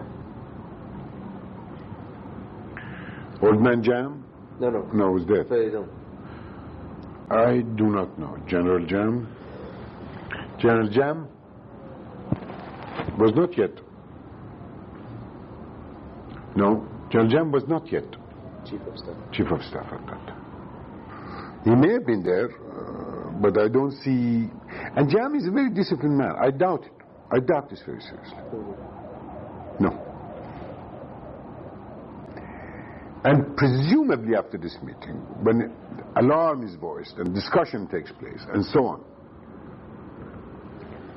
before Allah has a chance the next day to go and report, as he would have, Yazdan Panah runs to the Shah and says, we have had such a meeting, and these are the things that has happened, and nobody knows, but of course, how he had reported the event and the incident to the Shah.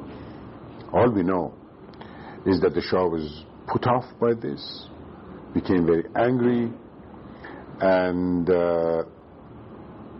immediately or shortly after sets Alam aside and appoints him Allah aside and appoints him to a seat in the Senate. And he was a senator when he died. He was about 85 or so when he died. This is the only story I have. I don't know anything about the details of what went on in that meeting. You ought to talk about this to Fereyduna, His son. his son, in London, and this time you go to a listener who was heard you describe Mr. Allah the way you have, and then hearing this incident, I'm sure they will be very puzzled that how could this happen with such a loyal man with such long history of service to Reza Shah and Muhammad Shah himself. How could this happen over one incident? One incident. I mean, what do you make of it? Or what did you make of it? The only explanation I had at that time and I have today is that the Shah was so sensitive at this time and so insecure at this time that he would have looked at this whole thing as a cabal, as a gathering of the statesmen to take certain measures, and that if they wanted to do this, they should have gone to him rather than meet separately.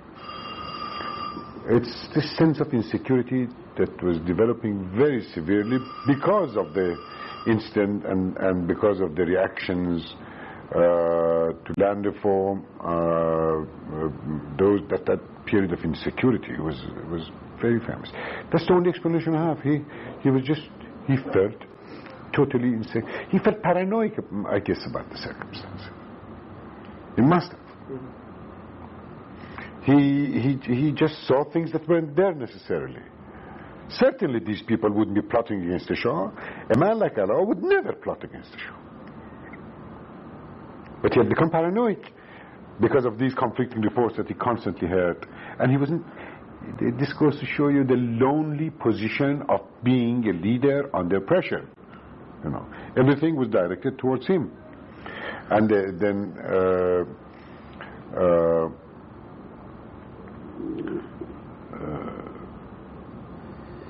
the Khomeini affair, the clergy uprising,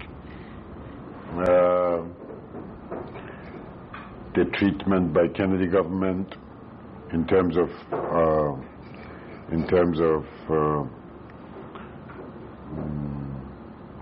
cutting the military support. All of this had already left an effect on him. Did this and similar incidents serve as a lesson to people such as yourself, who was on the rise, as to what would be proper behavior on your part under these circumstances? I suppose we thought about this. Certainly it gave us a notion that the Shah was very suspicious of these things. Was very sensitive to these things. He didn't like this type of thing going on.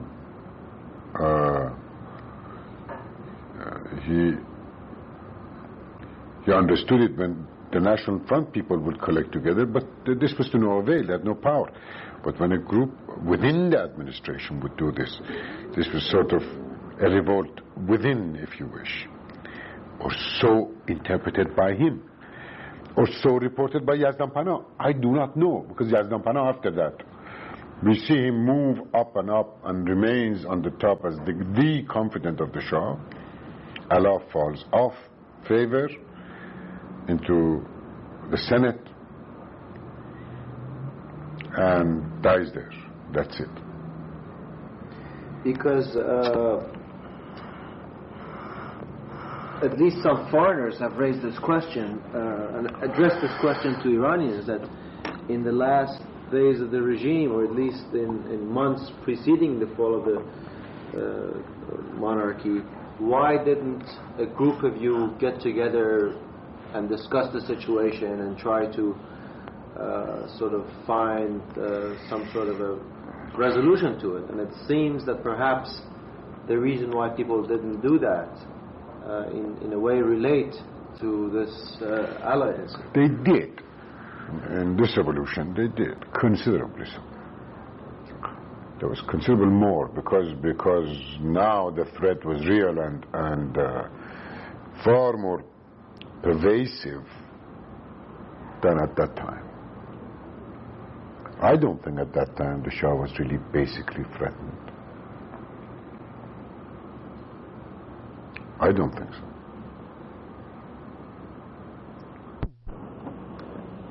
Could you talk about Next is Iqbal, Dr. Iqbal as a Prime Minister? Yes, please. Thank you.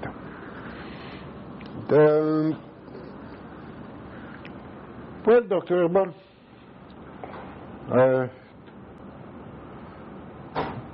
was always known, and I have no reason to believe any other way from my dealings with him throughout, as a personally very honest man. And when he died, he really didn't have very much. Dr. Iqbal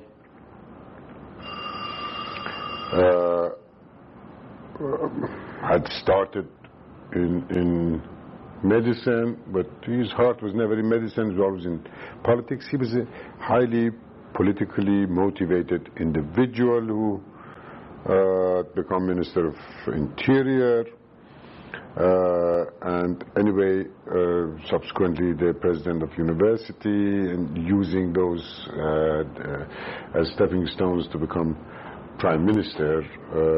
And there's no doubt in my mind that he was very loyal to the Shah, to the regime as such. He had proved that time and time again. And there was a certain reasonableness about him. And he was sort of a man who wanted to solve everybody's problems, so to speak. He was very proud of the fact that every day he would come to office at 5 o'clock in the morning and read every letter which is written to the Prime Minister, which of course in those days we ridiculed. So, my God, what kind of Prime Minister can this be? But he was capable of putting in a great number of hours into his work, and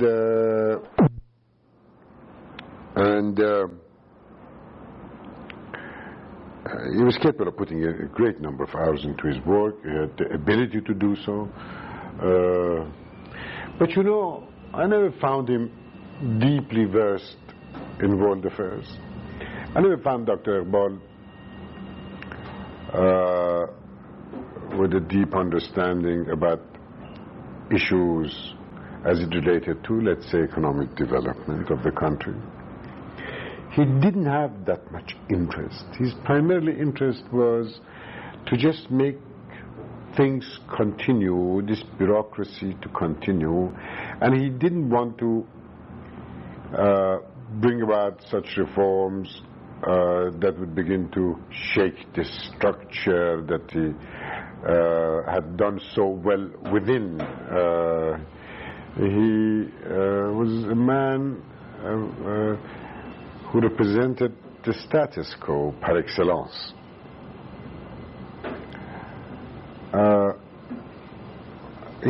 He had a great ego, but that wasn't an unusual thing. I mean, after all, many Iranians who had reached such position had great egos. I didn't find this in Allah, by the way.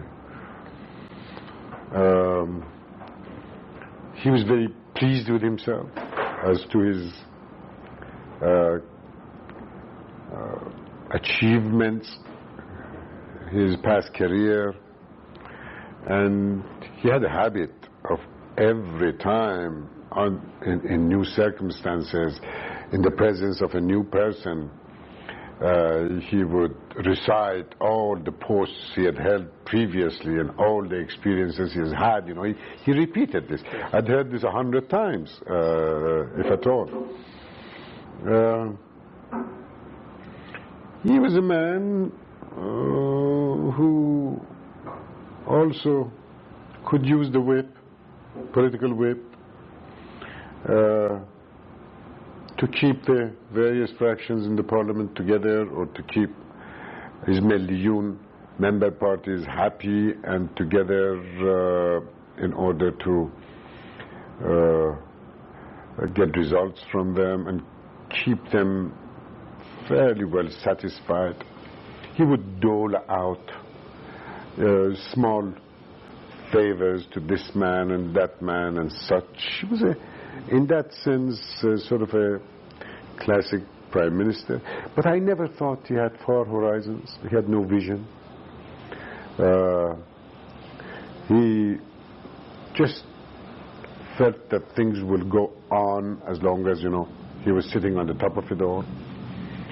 And during his administration of the oil company, for example,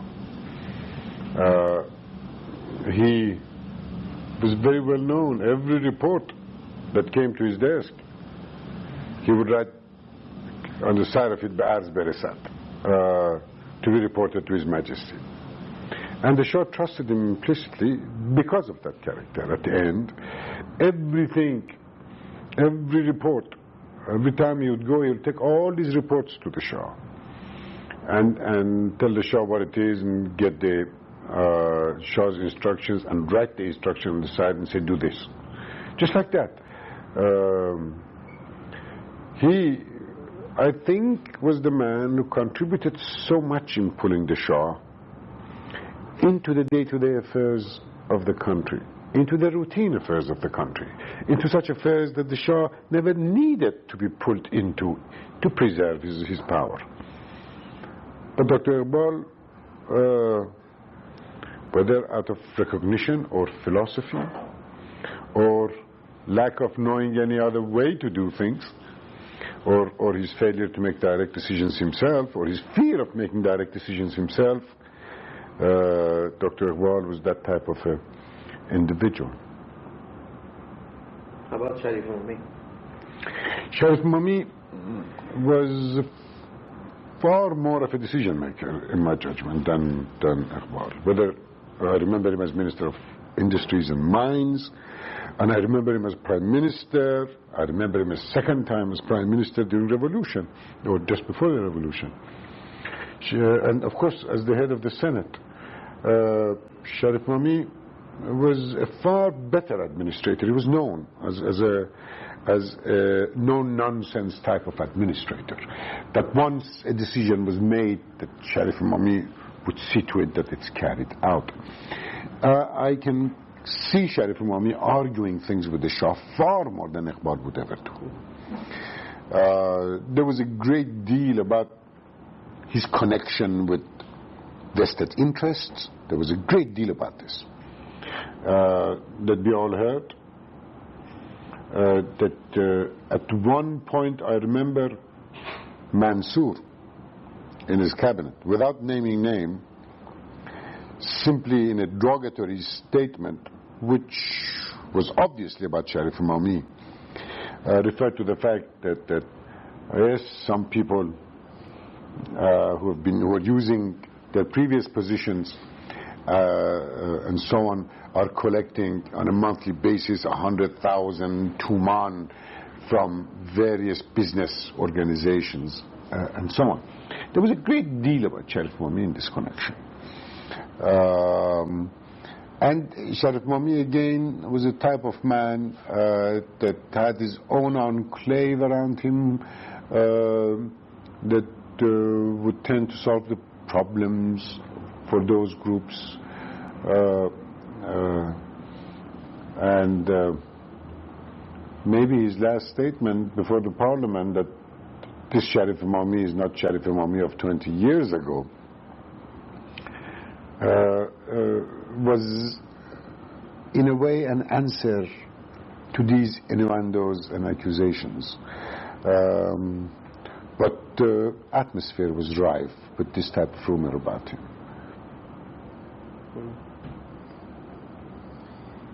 I guess so much could be said about Mr. Alam, since he had such a long career and had such a long... But if you could just limit today's discussion about his premiership. The most important thing was that he was close to the Shah, and the Shah trusted him implicitly, in my judgment. I don't think I can name any other person that the Shah trusted more than Alam and was as close to Alam. How would you compare him and Iqbal? With Iqbal, he wasn't as open. I would sense with Iqbal there was much more he could be much more impersonal and formal. Whereas with Alam, he was never formal as such. With Alam, he could be far more personal. Don't forget, these two grew up together. They had seen everything. The Shah and Alam. Oh yes, the Shah and Alam. And this wasn't true. His relation with Alam was intimate relation, personal relation. And I have no doubt that if I were to select one person who knew about the greatest secret of the court, it would have been Alam. No one ever came close to know these things. Or the greatest secret of the crown. What actually the crown was involved in. The things that the Shah might have done. And there is no record of this, of course, anywhere. You know, of course, it's rumored that he was keeping daily diaries. Oh, there was this rumor about everybody. I have very serious doubts. Diaries, in the sense that he would write, I've seen him, but what the problems he had to discuss before the Shah and what Shah's orders were. But outside of that, in terms of anything manipulative within the political system, in the regime, I doubt very seriously if there's a record of this. There was a lot of also talk about Alam being involved in various deals and in various derogatory activities, certainly in the later years. But I'm sure none of them was without the open permission of the Shah. I mean, he's that type of a man. I don't think he ever did anything unless he first cleared it with the Shah. So, in that sense, if he was ever involved or he had any benefits or gains, it would have been that the crown would have thought, or the Shah would have thought, that he deserved it as a sort of an emolument rather than what kind of prime minister anything was he? else.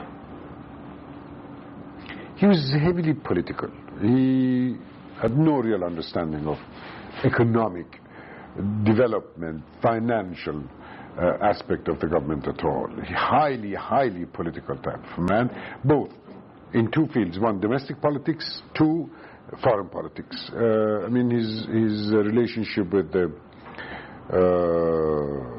British, Americans, and Russians was very strong. In that sense, you know, these were the two areas he held very strongly. He wasn't at all interested in the domestic reform type of ideas. And he was a hard decision maker. If he were alive, I think there would have been a hell of a lot more bloodshed at the time of revolution. I think he would have made his decisions and carried them out. Continuation of Dr. Khudadad Farmanfrmaiyan's narrative on December 20th, 1982, Cambridge, Massachusetts. I would like you today to begin by describing your entry into the central bank. Perhaps you could begin by telling us a little bit about your acquaintance with Mehdi Sami'i, with whom you worked for a number of years, and then we'll take it from there. Well, you know, after I resigned, which I think I've described amply already,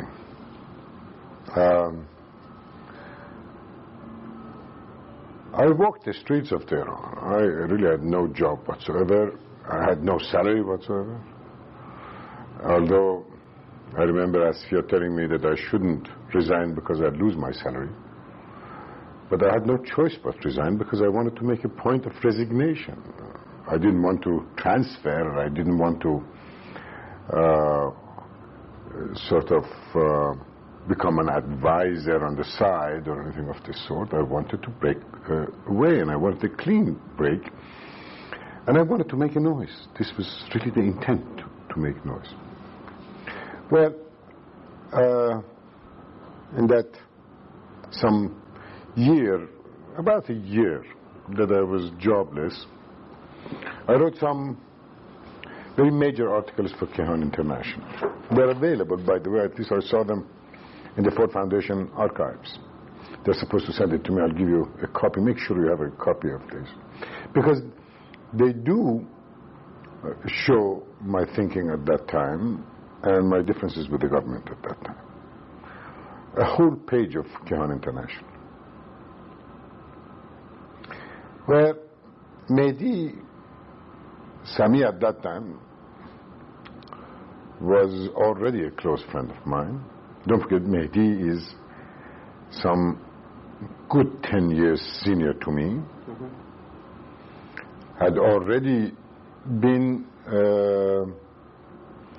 a vice governor to Bank Melli before he had moved to the newly established IMDBI as associate director with Ravenstein. And Mehdi was in fact a member of a mission I took to the United States to discuss the overall general economic problems of Iran under Amini when we went there for budget support. It was Mehdi who, among equals, made the suggestion to other members of the mission that I should serve as chairman of the whole mission. That I had not forgotten. These were discussions with people like Dillon, for example, who was at the time Under Secretary for Economic Affairs in the State Department before he became Secretary of Treasury. Mm-hmm. So I had grown very close to Mehdi. I had travels with him still as friends, and I enjoyed just being with him. I remember we had a great trip to Portugal together on the way back from these meetings, and we nearly missed a plane, and that was a great incident. They held the plane for us, right in the where the plane was near to take off. And they drove us to the plane, and people must have thought we were great shots that they held the plane for us. Anyway, I enjoyed this person. Mehdi is if I may spend now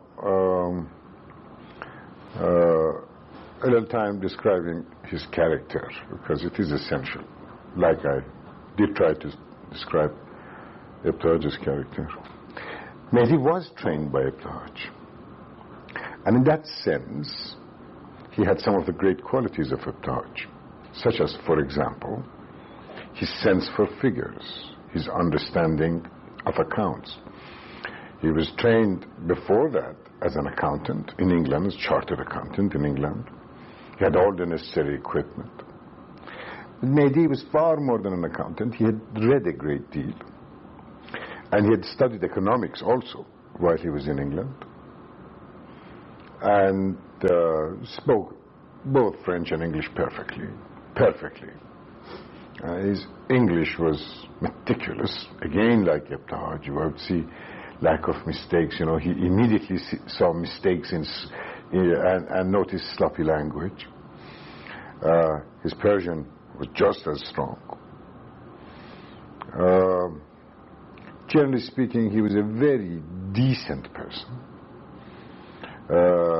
He wasn't hard like Ebtihaj. He was a much softer person in character than Ebtihaj. He is. But he was a great disciplinarian, at least when it came to himself. He was always the first man in the shop and the last man out of the shop.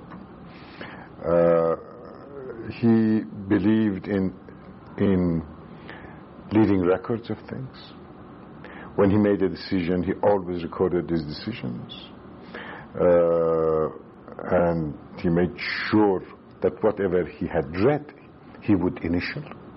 and his comments were always on the sides. These are traditions he had learned from Ibtihaj. These are traditions we all learned from Ibtihaj. And he was a man who believed in due process. He was a man who believed in advice. And he didn't have as much an ego as Ibtihaj did. He fully believed in the limitations of his knowledge. And he was very genuine when he would turn to a man like me and ask me for economic advice, for example. He never had the pretense of being an economist. Although I saw him to be I found him to be far more competent than many economists I knew, and on many questions far more competent than myself. Certainly when it came to banking, Mehdi had no equal in all of Iran, probably short of Ibtihaj, but when it came to central banking, I'm convinced that Mehdi had really already become the master of the game. If you ask me today, who, as one individual, if I were to pick one person who would have the roundaboutness on the question of the whole banking structure of Iran, on the whole banking system, but also more so on international banking. And that is one thing I purposefully want to add. It wasn't just Iran. On international banking, I would certainly say Mehdi Sami is right on the top there, without any doubt in my mind. You see, he had learned over the years, as Ibtihaj would have seen to it, the very nitty-gritty business of banking. Something I never learned, something I never knew. Anyway, at the time, and when he was in the development bank, he was learning the development. He learned development banking, investment banking. Although Bank Melli used to engage in this type of thing, but not in this systematic fashion as an investment bank would do, which was the business of the newly established IMDBI. So when Alam asked him to become the head, the governor of central bank, I think Alam's choice was the best possible choice. This I have never doubted. I had loyalty to this man. During the time when I was jobless running around, he asked me to go to sit in IMDBI and organize a conference at the time for development. I think this was a conference on development banking. And I sat down there and organized. And I remember Javad Mansour, who was at the time sort of assistant director in IMDBI, sitting next to me, and he was my executive arm, and I would just plan these things, and Javad would carry them out.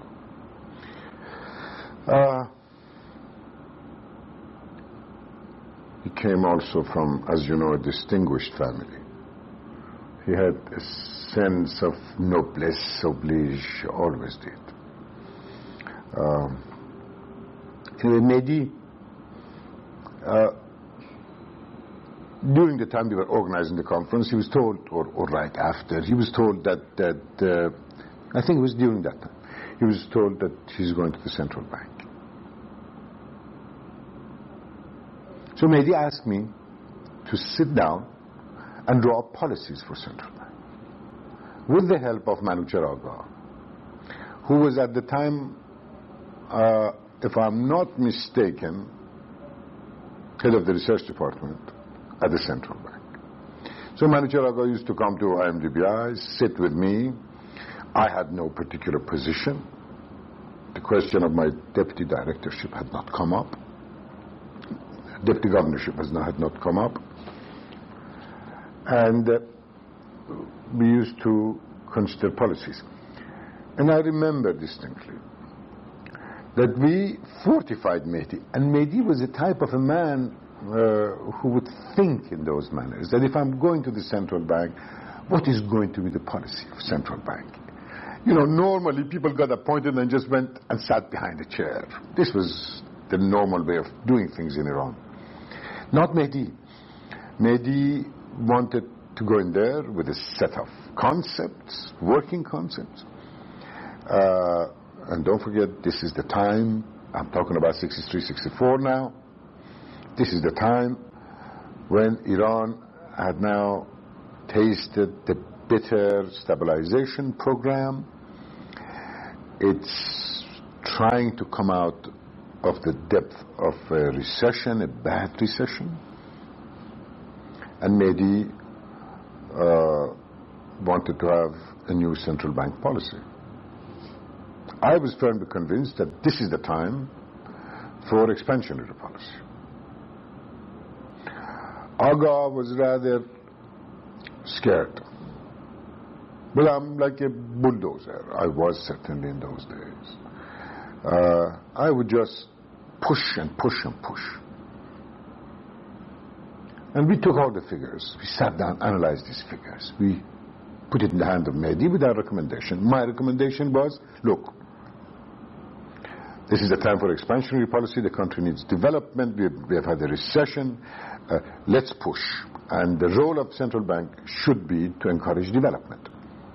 For the first time ever, Mehdi's statement to the press was that, quite contrary to what people believe, in a country like ours, the central bank has an important job with regard to the development of the country, and it has to be mindful of that development, and it has got to support that development.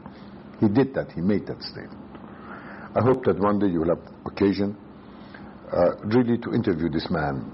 Mehdi has been in and out of that government and knows a great deal.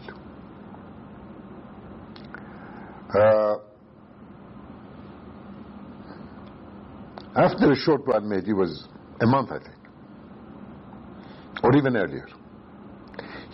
When he was asked by the press in his first interview, Dr. Moqaddam, by the way, had already gone, who was the deputy governor before me, gone to IMF. There was no deputy governor, and Mehdi was looking for a deputy governor. And the press asked Mehdi, who is going to be the new deputy governor? Mehdi only made this statement, and I remember this distinctly, that I assure you someone as good as Dr. Moqaddam will be the deputy governor of Was there any significance in Moqaddam leaving Iran?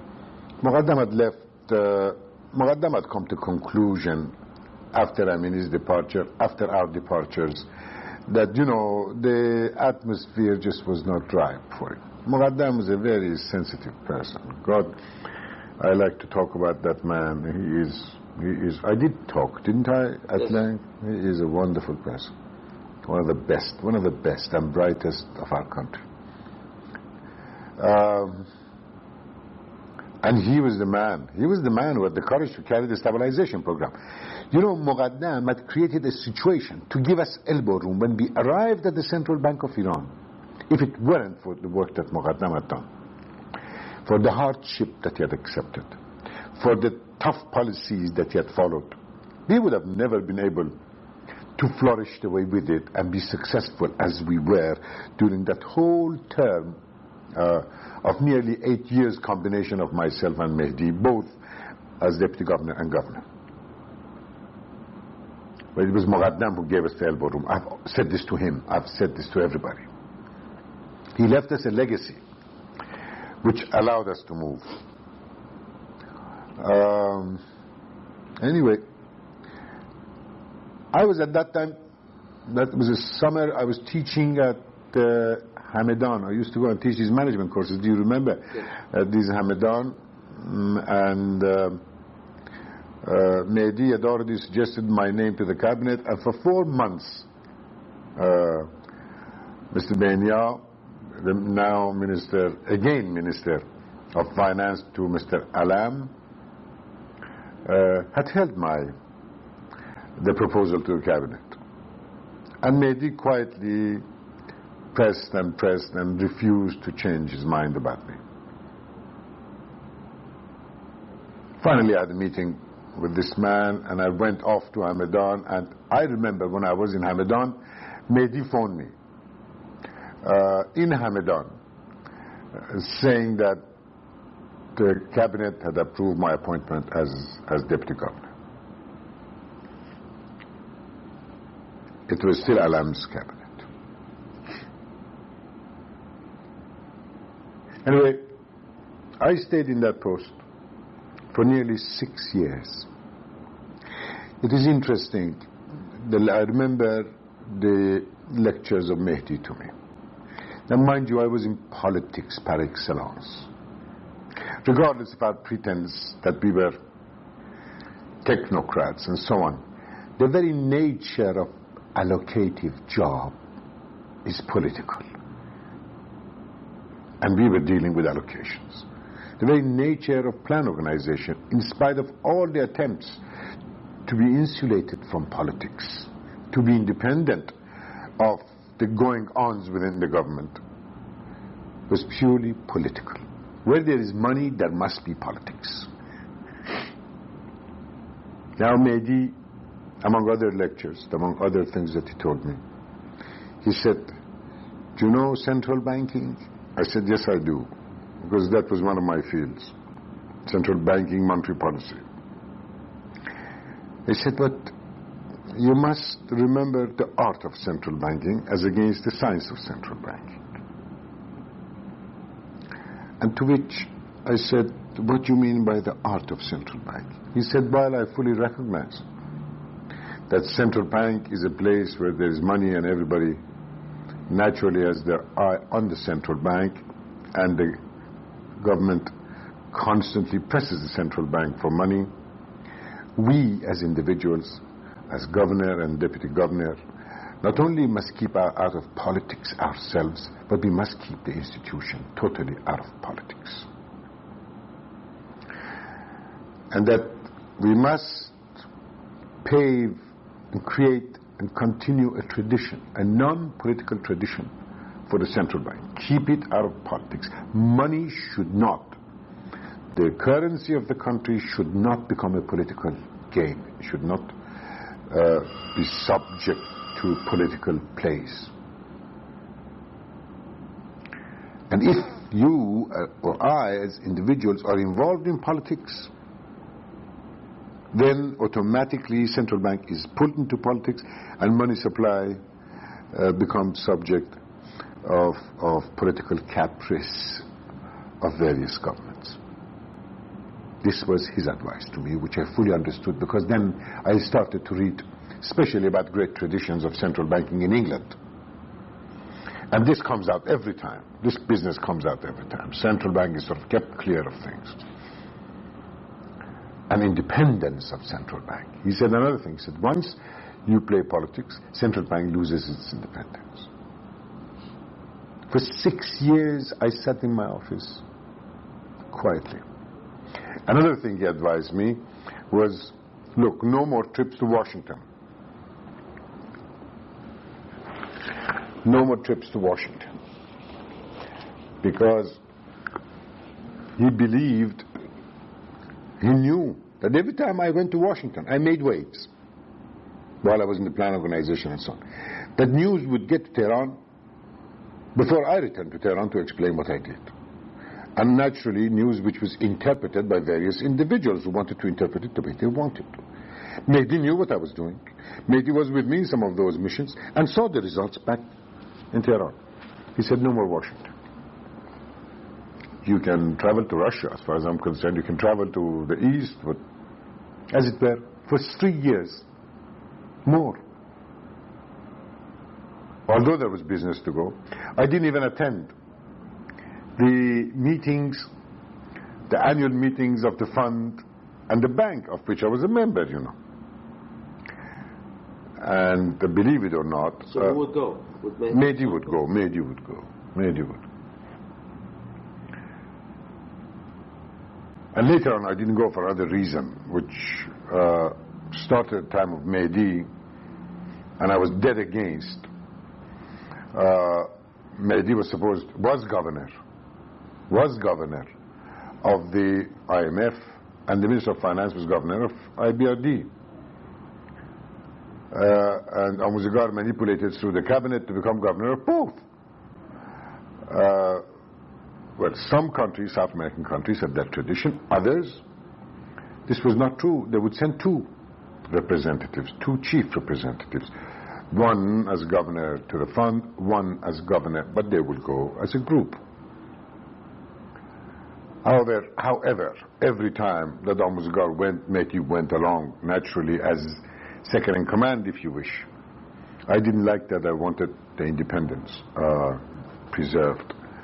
And it bothered me tremendously. I guess there may have been jealousies, or there may have been, all this problem on my side, but I didn't like this. And later on, when I became governor, I refused to go because of the same reason. I remember Pierre-Paul Schweitzer, who was the managing director of the International Monetary Fund, wrote me a personal letter complaining to me why I wouldn't attend the meetings. 6 years I sat in the central bank. 6 years I went through schooling. I began first by calling in Nabavi, that you know, Parviz Nabavi. Used to come to my room in the early days with a blackboard to teach me how to read a balance sheet, how to analyze a balance sheet. Now, it was important for me. He would teach me what is a promissory note, various types of acceptances, these were, I had to become familiar with banking terms. What's the meaning of overdraft? What's the meaning of, what are the government accounts?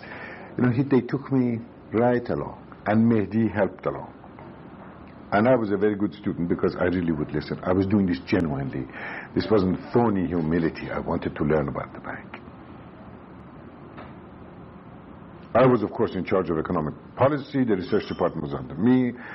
All policies regarding interest rate, regarding expansion of money supply, regarding balance of payment, regarding foreign exchange handling, regarding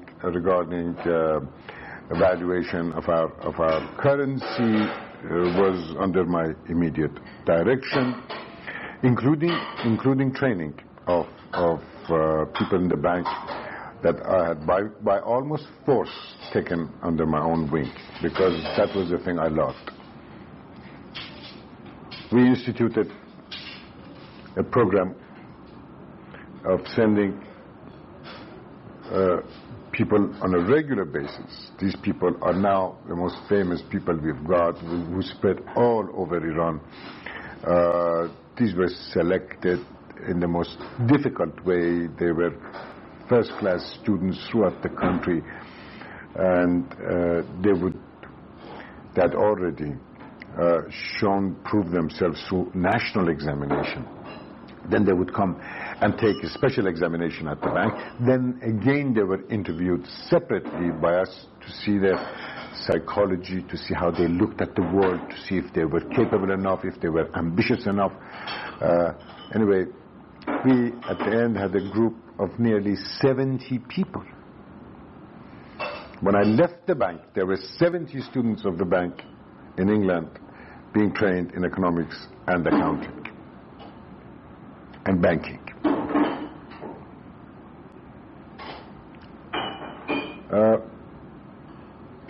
Slowly, our policies paid off. The country began to pull out of recession. We supported heavily the development efforts. But then again, in good time, we noticed that if you are not careful with monetary policy, prices are pushing up.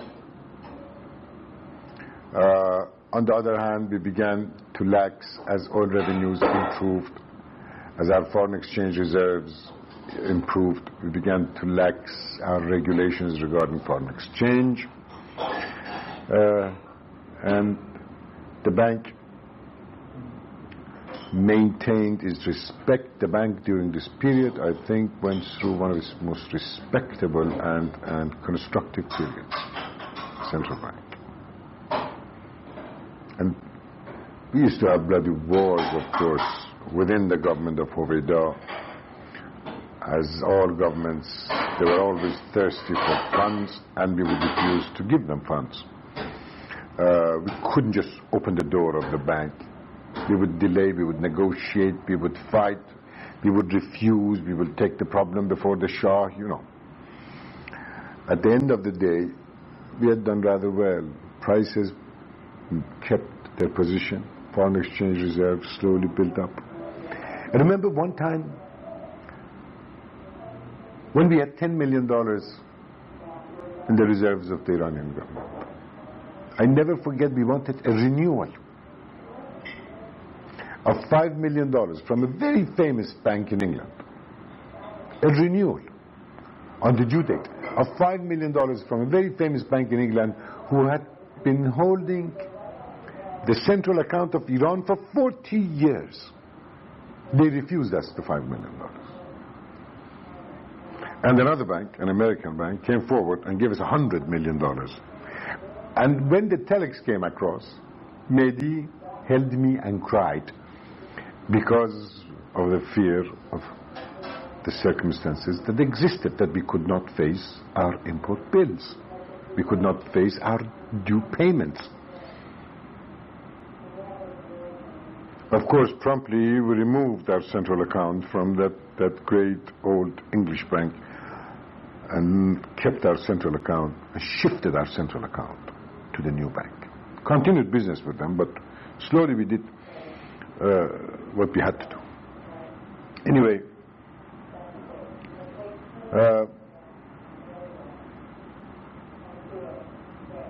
constantly during Mehdi's tenure, about 6 years, as governor of the bank,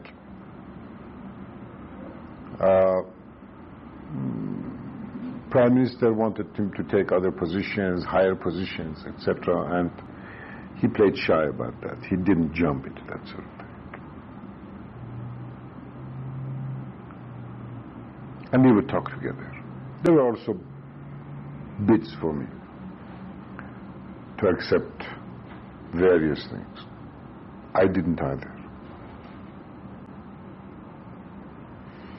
During this time, among things that I did was the establishment of the Asian Development Bank. I was chief negotiator on behalf of Iran to establish the Asian Development Bank, and I became subsequently the head of the committee which prepared the statutes of the bank and delivered the statutes of the bank in Philippines, in Manila, and when the ministers all signed and the bank was established, and then Iran pulled out of the bank simply because I think they were very poor sportsmen. The Minister of Finance argument before the Senate was that we went in there just because we wanted the bank to be located in Iran. Now that we've failed that, we shouldn't go to the bank, and we didn't. I felt that that was a failure after all those great efforts. And mind you, Iran had a great number of votes because we had manipulated. And finally, the reason it went to Manila, it was because of Iran's decision to support a developing country as against Japan. Okay. It's on. I had lobbied strongly for votes for Iran, and we just had one vote short of getting the bank located in Tehran.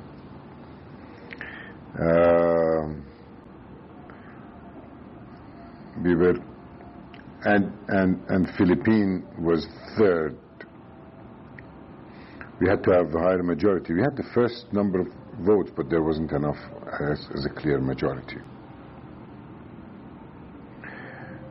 And then we decided to tell people who supported us to vote for Philippines instead of Japan. That was a very interesting phenomenon because we thought really the bank would become an instrument of Japan's trade policy, foreign economic policy, and so on. And we felt that it's better to be located in a developing country. We had many reforms during this time in the bank, which related to the health standards. For example, we established this free health service, free in the sense that people were free to go to any doctors or any hospitals they wanted. Previous to that, they had to go to Bank Milli Hospital and Bank Milli doctors. Now we simply produced a list of doctors and gave it to people. This is the staff of the central bank. And that gave them great freedom of choice. And we noticed that the cost was the same. We didn't have our own hospital, so to speak. We didn't have to build a hospital. We used the hospitals around. People were talking about building our own hospital. The old guard in the bank were insisting that we should build our own hospital. I said, no, there are hospitals done by all these young doctors who have returned. Let them have a chance. And this spread all over. This new approach spread all over, and people began to emulate what the bank did.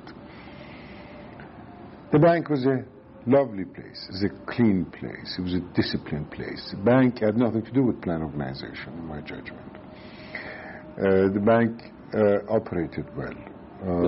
People had discipline. In terms of politics, in terms of going and coming, in terms of its bureaucracy, in terms of filing system, in terms of procedures, there was a discipline that did dominate the bank. But this discipline was the famous banking discipline, by the nature of the bank. This was possible. Whereas in government agencies, such a thing was not possible. I mean, the bank was spick and span, so to speak. You walked into the corridors of the bank, it shined, and people were behind their desks. People were working properly.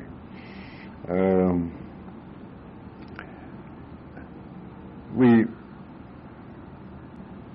began also a new staffing pattern. We brought in individuals throughout, young ones trained especially for banking, for accounting.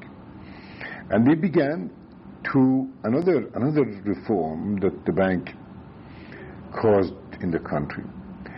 Then we began to encourage some of these accountants we were training to go out and open private accounting firms, such as you know, Nabavi, who became senior partner of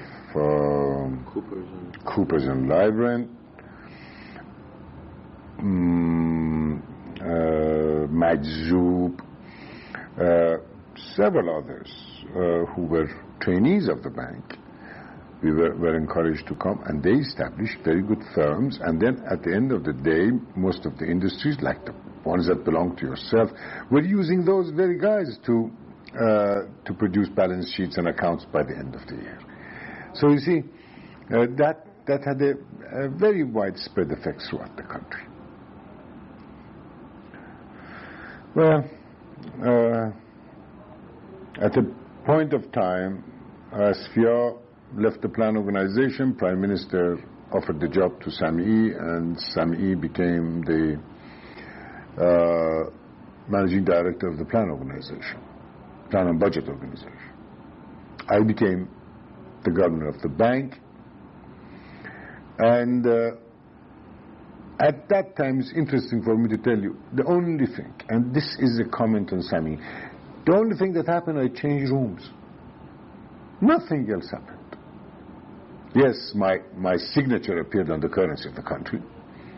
Before that, it was Sami's signature. But this was routine, as a matter of fact. Nothing happened in the sense that he had treated a deputy so well in terms of making him familiar with everything.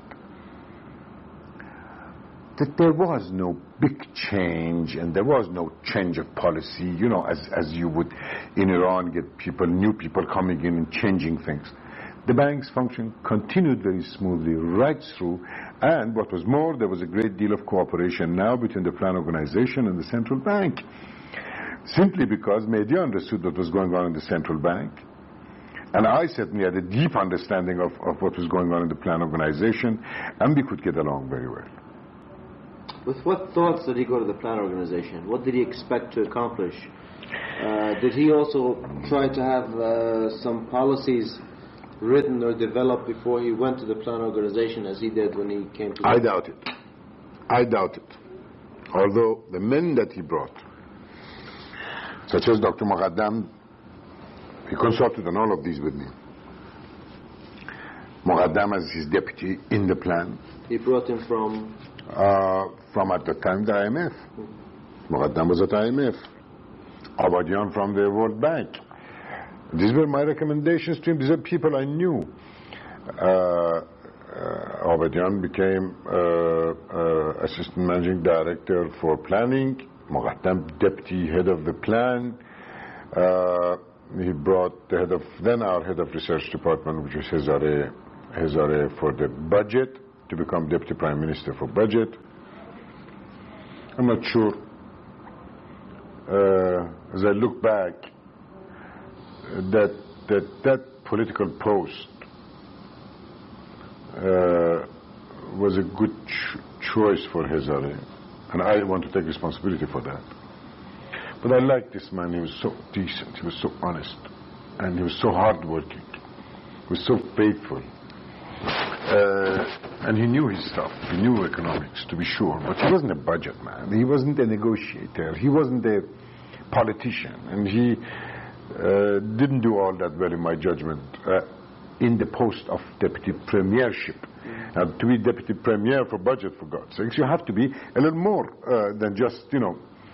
I'm not sure if that was a very good choice, and I don't know. I think Mehdi at the end of the day would say the same thing, but among my recommendations to Mehdi, I think this is the one which, although both agreed with regard to his competence, with regard to his character as a politician, with hindsight now, we notice that he wasn't the right man.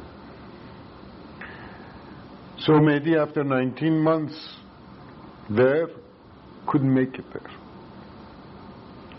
Because, as I said, now the plan had become so political. Every minister was attacking plan organization. He had trouble with the oil company. He had trouble with the Minister of Agriculture, I remember, who would scream and so on. In spite of his soft personality, Mehdi had the hardness to insist on accountability. He just wouldn't approve funds just because the minister wanted it. He just wouldn't approve quit tenders because the ministers pressed them. Anyway, there was a great deal of opposition, in my judgment, to Mehdi.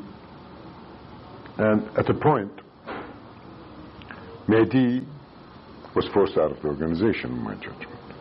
And Prime Minister saw fit to ask me to go to become the head of the plan, and Mehdi returned to the central bank. By the way, a man like Amuzegar, for example, applauded this decision, saying... The change. Yeah. For the first time, Amuzegar didn't get along with us all that well. None of us. He admired us, but he didn't get along with us, let's be honest. We admired him for some of his great qualities. But we just didn't see eye to eye. That's all there was to it. There was an honest fight constantly between Amuzegar and the two of us. This is Jamshid I'm talking about, who later became Prime Minister, of course. But I remember distinctly that Jamshid turned and said, well, finally, a real planner goes to plan organization and a real banker takes once over again over the central bank. And Jamshid came to me asking me to urge Mehdi to come back to central bank after the plan organization. And Mehdi did. just as because of his character, not because he thought it proper. He just came with the understanding that, look, I'll come for a short period of time because I don't want instability within the system, but I won't stay there very long. You find somebody else to take over the central bank. Mehdi was only 6 months in the central bank. His second time there. I went to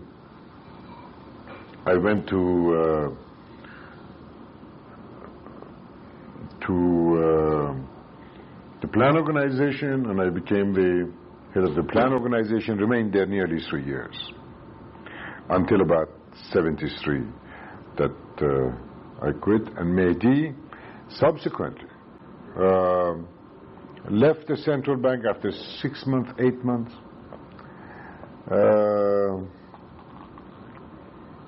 and became advisor to Prime Minister. I had an office in Prime Minister's office.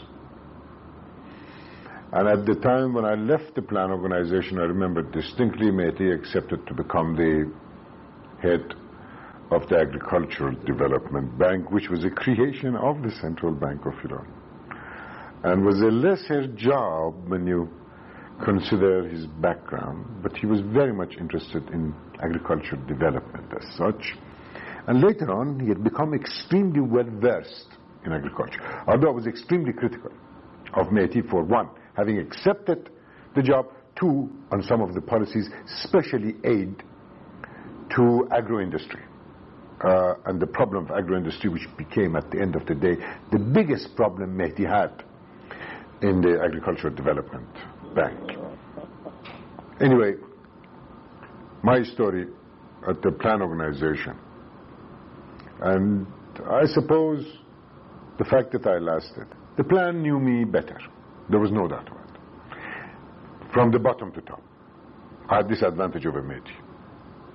Although Mehdi knew the bureaucracy of Iran probably much better than I did.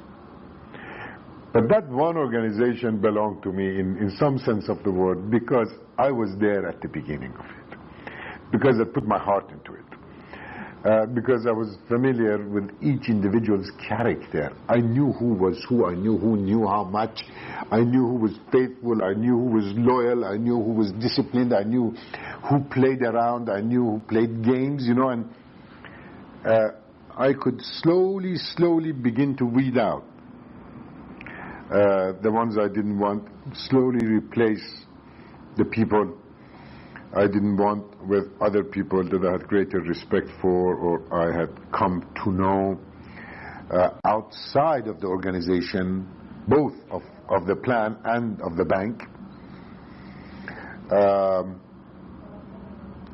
But I work with the same management, like it has always been my policy, exactly the same management that Mehdi had created. Same I did in the central bank. I hardly made any changes there. I hardly made any changes here, because these were my own friends also. These were people that I had recommended. The only difference was that Abadian, after a year, left back to the bank. I remember he had family problems. He described them to me with great emotions. Abadian was my man from the first day, and he loved me, I had no doubt, but he had personal problems. Dr. Muqaddam remained to the end, and it is very interesting that when I arrived in the plan organization, these people who knew me came to me streaming into my office complaining against Muqaddam. Because Muqaddam was a very, very hard person. God knows he was hard. And he couldn't tolerate incompetence. He would scream at people, kick them out of his office. You know. He was that type of a man. He would call them idiots. In just so many words. I remember Muqaddam calling them idiots. And they would walk to my office with tears in their eyes saying, Dr. Muqaddam has called us idiots. This was really very interesting. I said, you probably are idiots. One day, as they streamed into my office, I'd look in their eyes and say, Muqaddam is the real head of this organization. He runs this organization. What he says, you may assume that's my words. And believe me, it was within a week that I never had any complaint about Dr. Muqaddamati. It was amazing. And this man in the plan organization put in so many hours, God knows. He looked at every project. He checked the figures. He checked the logic of things. He checked procedures. He wanted to be sure money was not just being thrown around. And on military, he'd made an agreement with me. He'd always send the military projects. You know, he was the man who signed the project. I never signed anything. The military projects were sent to me. Or certain projects he didn't like. He didn't believe in, let's put it that way. Were sent to my office with a little note handwritten on the top saying, please, would you allow me not to sign this project? However, if you have any good reason that makes you unable to sign it yourself, return it to me and I shall sign it. Please tear this note and throw it away. I always did, and I never put the burden on him. And where I wanted to make a stand, the same as he did, I simply took the project to the Shah or the Prime Minister and refused it. And there were many cases like that. Absolutely refused. The very famous case of microwave, one of the reasons why Mehdi left the plan organization is this case of Northrop. Do you remember? The famous Northrop case. Which was what? Microwave throughout the country. This large. This was for communications? Communications. This was almost a project without ceiling. We had started with a, $80 million project. This $80 million had now become 120 when Mehdi left. Shortly, it was becoming more. My boys made an estimate that by the time this project is finished, it'll be $360 million. And it will not be finished by 72. Remember, the Shah wanted this because his reasoning was that by 72 the British will be pulling out of the Persian Gulf, and if I don't have this whole microwave system, I cannot really be controlling the Persian Gulf. And we need that for that purpose. So among the first reports I ever gave to the Shah, I said, sir, this project was $80 million. It's coming to 120. Now I appear before you in the first month of my service in the plan organization. I want to tell you, sir, it will be finished in 75 or 76, no earlier. And what is more, the cost will be probably well over $400 million. When the project finished, it was 76. The cost had exceeded $400 million. During one of my meetings, I found an excuse to get rid of this project, not to have any responsibility with regard to this project. One of the men who was sitting, one of the men who represented Northrop, they were having negotiation with me, large number of people, Ministry of Post and Telegraph, and these people, all these Americans, and my people. And I was chairing the meeting. One of these said suddenly to me, but these are your instructions to carry out this project the way we are suggesting. Who said this? One of the Americans? One of the Americans. The minute he said this, I got up and I left the room. They ran into my room to apologize. It was no use. I went to Alam and said, Mr. Alam, this project can't stay in the plan organization anymore, and I refuse to deal with these people. Alam said, send it over to the ministry. I wrote formal letter and sent the whole project to the Ministry of Court. To the Ministry of Court, believe it or not. Because Alam was involved in this, or was asked by the Shah to intercede. And when they were saying you were instructed, they meant Alam, because Alam had talked to me about it. And I said, I don't know about it. I've got to look into it. I've already given a report to the Shah about it, and just cannot go on like this. And constantly I talked to Prime Minister, who really was having trouble in this connection. And Prime Minister approved of this. You know, of course, before I transferred the project to Alam, I told the Prime Minister that this is not a project for us. This is too political. I didn't want to say it's corrupt also. God knows. There was all kinds of manipulations in connection with that project. This policy... I mean, how could it be transferred to the Ministry of Court when you were paying for it? Which meant money. No, didn't matter. Responsibility for signing the project. We could assign, the plan organization under this law could assign full responsibility of any project. This was law. Had allowed us full responsibility of any project, both in terms of design, in terms of tendering, and in terms of actual execution, could be transferred to any ministry. I had that right. But then how about in this case, of course, when I say I sent to Ministry of Court, it meant Ministry of Court and Ministry of PTT, Post and Telegraph. Because they would become the staff of the Alam, but Alam simply as Minister of Courts presided over this business. You know. And then two ministers would take responsibility, would send the project after they have approved it and signed it, and in that way we could make allocations. As it were, we did make allocations. Plan organization did make allocations for it, yes. But responsibility for the project had nothing to do with the plan.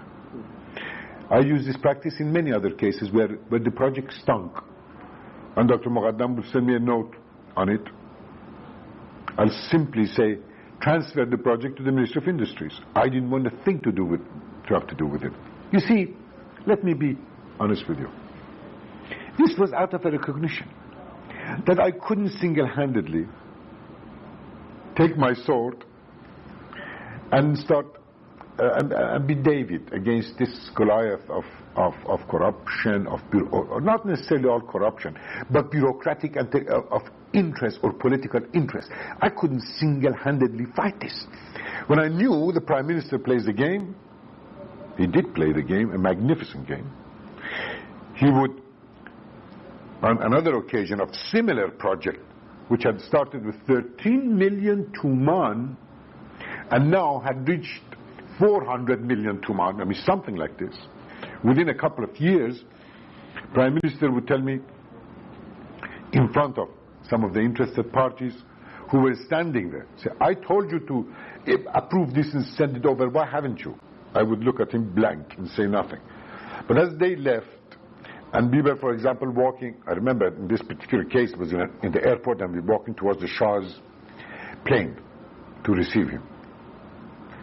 He would turn his head and say, Khodi, don't do it, don't do it, don't do it. In other words, the Prime Minister, whom I've always considered to be beyond corruption in terms of materialistic corruption. Conceptual corruption, he was extremely corrupt. Conceptually, but materialistic was a different story. He was as clean as they came. He didn't like this type of thing going on in his administration. That is the gospel truth. He didn't want this type of projects. Yet, he faced this tremendous vested interest. Powerhouse which was behind these projects. Great powerhouse. In terms of allocation of projects to, for example, as between powerful countries such as the United States, such as England, such as France, Germany, and the relationships, but also in terms of the vested interest in Iran, the group around the court who each had interest in some projects. The Prime Minister didn't like it a bit. Now repeat that to the end. He didn't want it. But he played his game.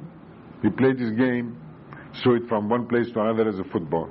I had learned that game too. I would not be involved in those projects, and I regularly simply sent projects out. Then I passed a new set of procedures regarding tendering.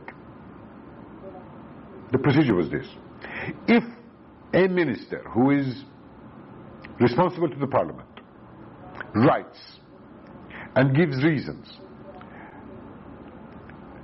why there should be quit tender, and says at the end of such letter to the plan organization that he will fully accept the responsibility, and he does consider quit tender in the best interest of the country, and I develop a set of wording for that, then the plan organization should immediately turn over the responsibility to the ministers who were, after all, as I said, politically responsible to the parliament and to the Shah. I wasn't the only man there to make such decisions. This was my trick, if you wish. And I quieted down the plan organization considerably in this sense. Another thing, because of Mehdi being in the plan organization, within a short period of time, a line which was standing there for payments, a queue of 6 months, was reduced, so help me God, to 3 weeks. And that was another achievement, because I was familiar with this problem from way back. Always, people who were to be paid by plan organization had to stand in a queue, and that queue was the most corrupt, or the greatest instrument of corruption of the plan organization people. You know, they would take the application from the bottom and put it on the top, and for that they get paid. Little guys in the financial section. On the budget, on the military budget, obviously we didn't have very much power, and we couldn't do very much about it. I used to take the case to the Shah and argue. But you know, they'd already done the arguments themselves in front of the Shah, that is the military, and the budget would simply be instructed upon us. It wasn't a situation where we had earlier thought that by being in control of the budget we can influence, in fact, the military allocations. And this was the heart of the matter when we earlier argued, and I have so recorded, that budget should come to the plan organization because the planners can influence allocations.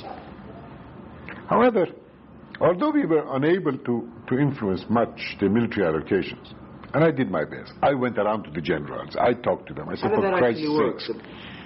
The military, how were the military projects different from civilian projects in terms of the procedure and budget allocation? Did they follow the same path, or were they different? No. Military had its own separate procedures, separate law. They had separate law even for borrowing money. They did directly, didn't come to us.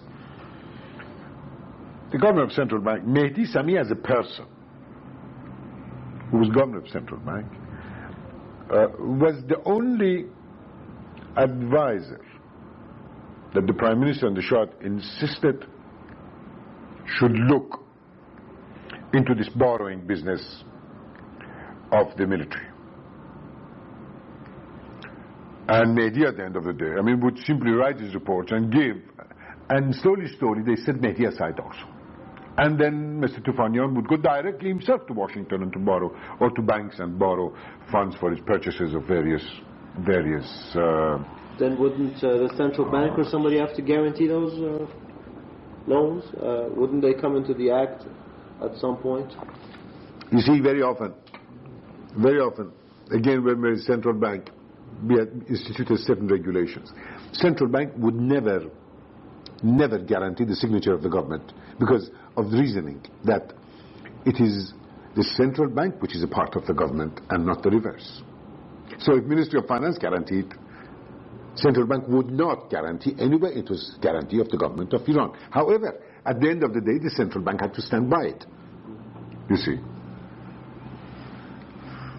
Anyway, the military budget really got very bad after the oil revenues. Not all that bad before. We would argue. And there were people who understood in the military, such as Khatam, I've never forgotten this, who understood our arguments. And I remember Khatam telling me, Khatam was do you remember, the commander of the Air Force, and he was probably the most powerful general among them all. I remember Khatam telling me, look here, he has already ordered 60 F-14s or F-18s, I don't remember. They are coming. You expect me to fly these off my own roof? I've got to have 3 or 4 airports throughout the country, build 3 or 4 airports for these purposes. If I build the airport, I have to build a town to house the officers, to house the technicians, to house the foot soldiers who deal with this sort of thing. So allocate. It was tough. He said, look... I still don't understand how this worked. Would the military get a chunk of the total budget, let's say 30-40%, and then do whatever they want to do? No, not at all. Not at all. Or did they have to go project by project? Each presented the case, and the real hearing was before the Shah and only the military. Maybe Prime Minister would be allowed in the early hearings, but even rarely that. What was sad was that each force presented it separately to the Shah.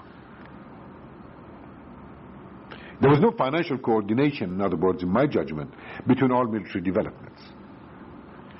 And I think if it was, one could have sliced off a bit of these military expenditures. There were duplications. There was no doubt in my mind about it. We would see them afterwards. Not only they presented that, all increases in salaries to the officers and to the conscriptees were presented and approved. For example, the government may be increasing salaries of the regular bureaucracy by 5%, and the Prime Minister has sent instructions. They will walk into the budget bureau of the plan organization asking for a 15% increase because it was approved by the Shah. We also found a trick at the end of the day where we would cause crisis, the last night of the budget. How would these individual decisions fit into the general allocations of the plan and the annual budget? It's a very simple matter. It was very simple. Once the Shah had approved, they would formally be sent to the plan organization. And they would say so, on the paper. The budget has been approved by His Imperial Majesty the Shah, the Commander-in-Chief of the Armed Forces. It would come to us. We would examine them to be sure. We would read them to be sure. But we knew we couldn't do anything. As I said, once in a while, I'll take the budget and run to this general and that general and that general to say, now look, for Christ's sakes, we haven't got enough money for education, agriculture, etc. Do something. Help us. This is your country too, you know. There were people who listened to us. But once the Shah had approved, they were scared to do anything.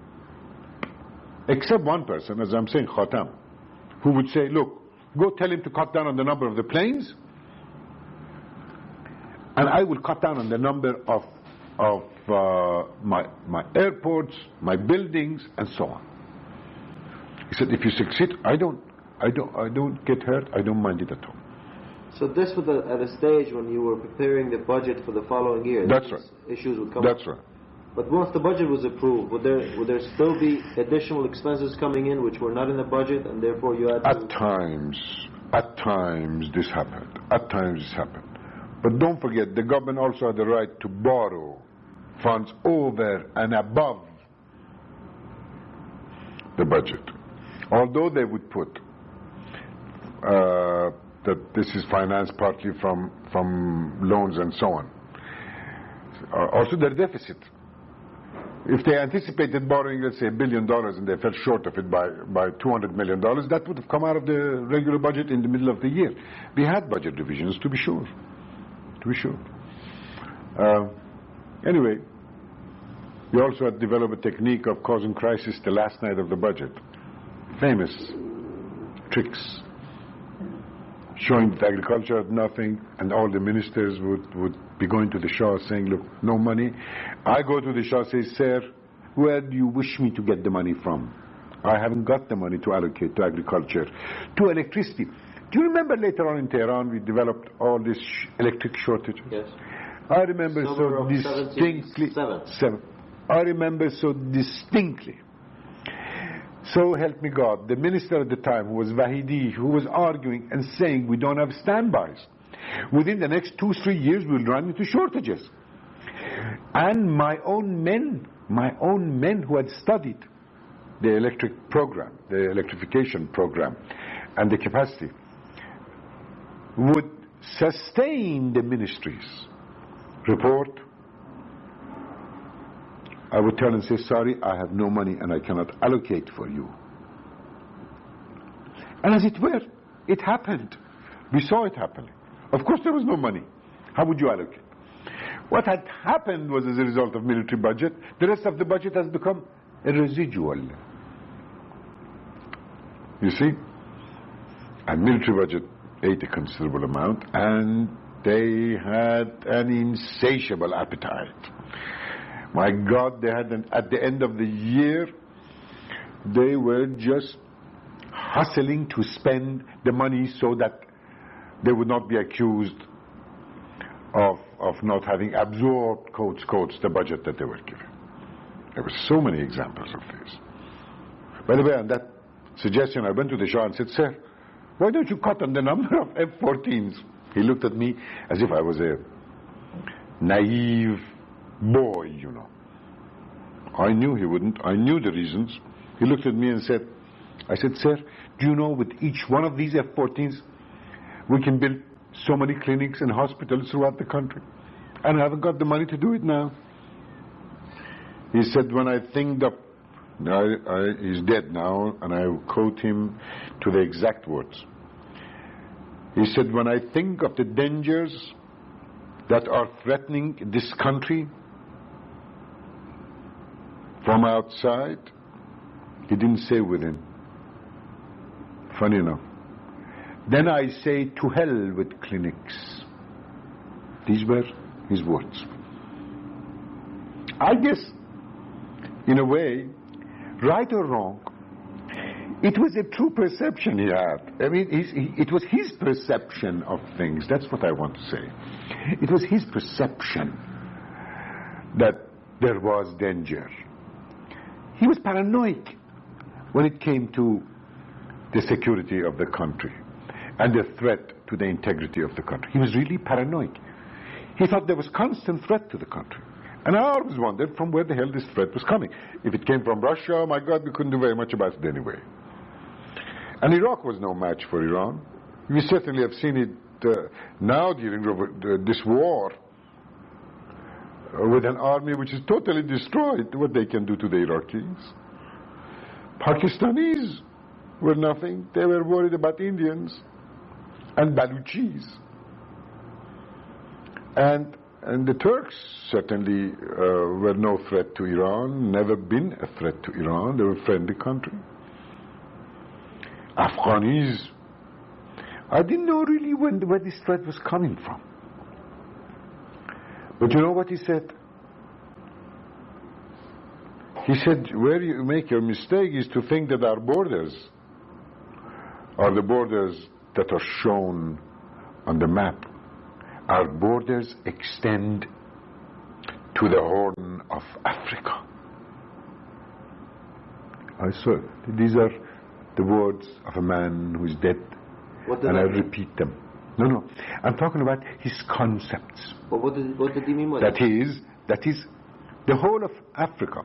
Later on we learn from Louis and Ledeen, for example, in the book on the buckle, the book in the buckle, where he talks about the safari arrangement, whereby the United States would in fact use possibly Iranian forces as well as other nationalities to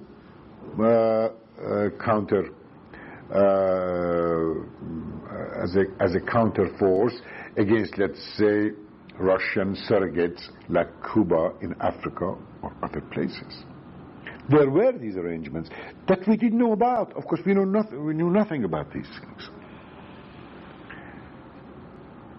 It wasn't until later on that we learned how much aid the Shah had already given to Bhutto to put down the Baluchis insurgents.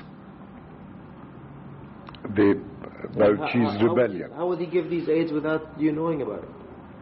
These were secret instructions to military and SAVAK. Funds along with it. Our planes would in fact go, and our forces would go, our Green Berets would go, just like in Zafar. The same way, that we knew because it took a long time, and they said that we are getting trained that way. Vietnam the same way. We sent forces. Not very much. But certainly, to Pakistan we did. We supported Bhutto in putting down the Baluchi rebellion. That was a bloody affair. It's only later on that I've learned about this. It was a bloody affair. And Bhutto could have never done it on his own, you see. But let me also quickly add that he did this on grounds that Bhutto would turn around and give economic aid to the Baluchis afterwards, and that the Shah would also would give aid through Bhutto for Baluchistan development. That went along with it also. I must be fair on that, in that connection.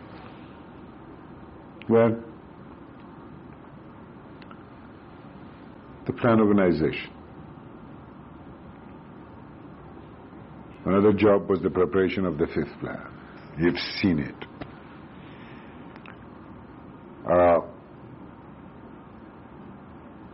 This was a big problem for us.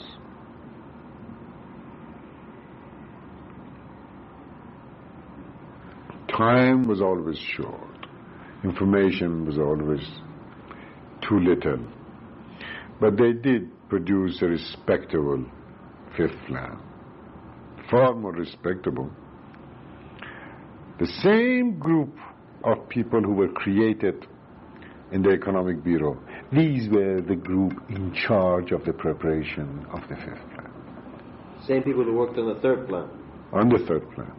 Now, of course, at higher levels. At the level of undersecretary now.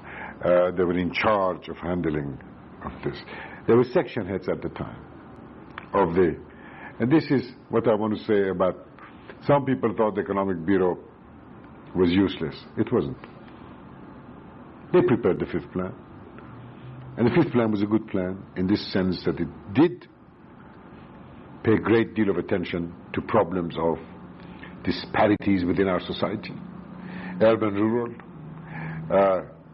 to inequalities as between income groups, proper distribution of services, benefits of development within groups throughout the country, and of course the regional aspect. Now, among the things that I started to do, and unfortunately it never got caught on, was to regionalize the development process. And I started visiting all the various provinces, especially those that were more underdeveloped, such as Baluchistan, such as Fars, such as, of course, I went to Khuzestan, then I was going to Kurdistan, I went to Khorasan, Sistan. With whole groups, we used to sit with the local people, and I had established offices in these places, offices of my own representative who would sit there, consult with local people, get their views for the fifth plan purposes, get their plans, get what they wanted, report to the center, and carry out those projects. The ministers were dead set against this. They said this is a parliamentary system. It's the minister who's responsible to the parliament. And it's the minister who makes allocations to the provinces, and that the governor of the province and the local councils have no parliamentary authority. Even if they want to do something, they have to come to ministers and agree with the ministers. So I played a trick again. I used the plan law, which allows the plan organization directly to allocate, regardless of the ministry, both in terms of generic development and in terms of geographical developments, location of the project, and in terms of appointing authority. So I would appoint the governor as my own executioner of the project. Mind you, I started small, and a whole batch of things that were 16 million tuman, $2 million. And I went to the Shah and said, look, I want to give $2 million to these poor people to do on their own, to get some experience. And these ministers are fighting me like hell. He said, go ahead and do it, don't pay any attention. So I did. But the amount was small. My plan was, during the fifth plan, as it is provided in the fifth plan, to increase this very heavily. So came the presentation of the plan in Shiraz.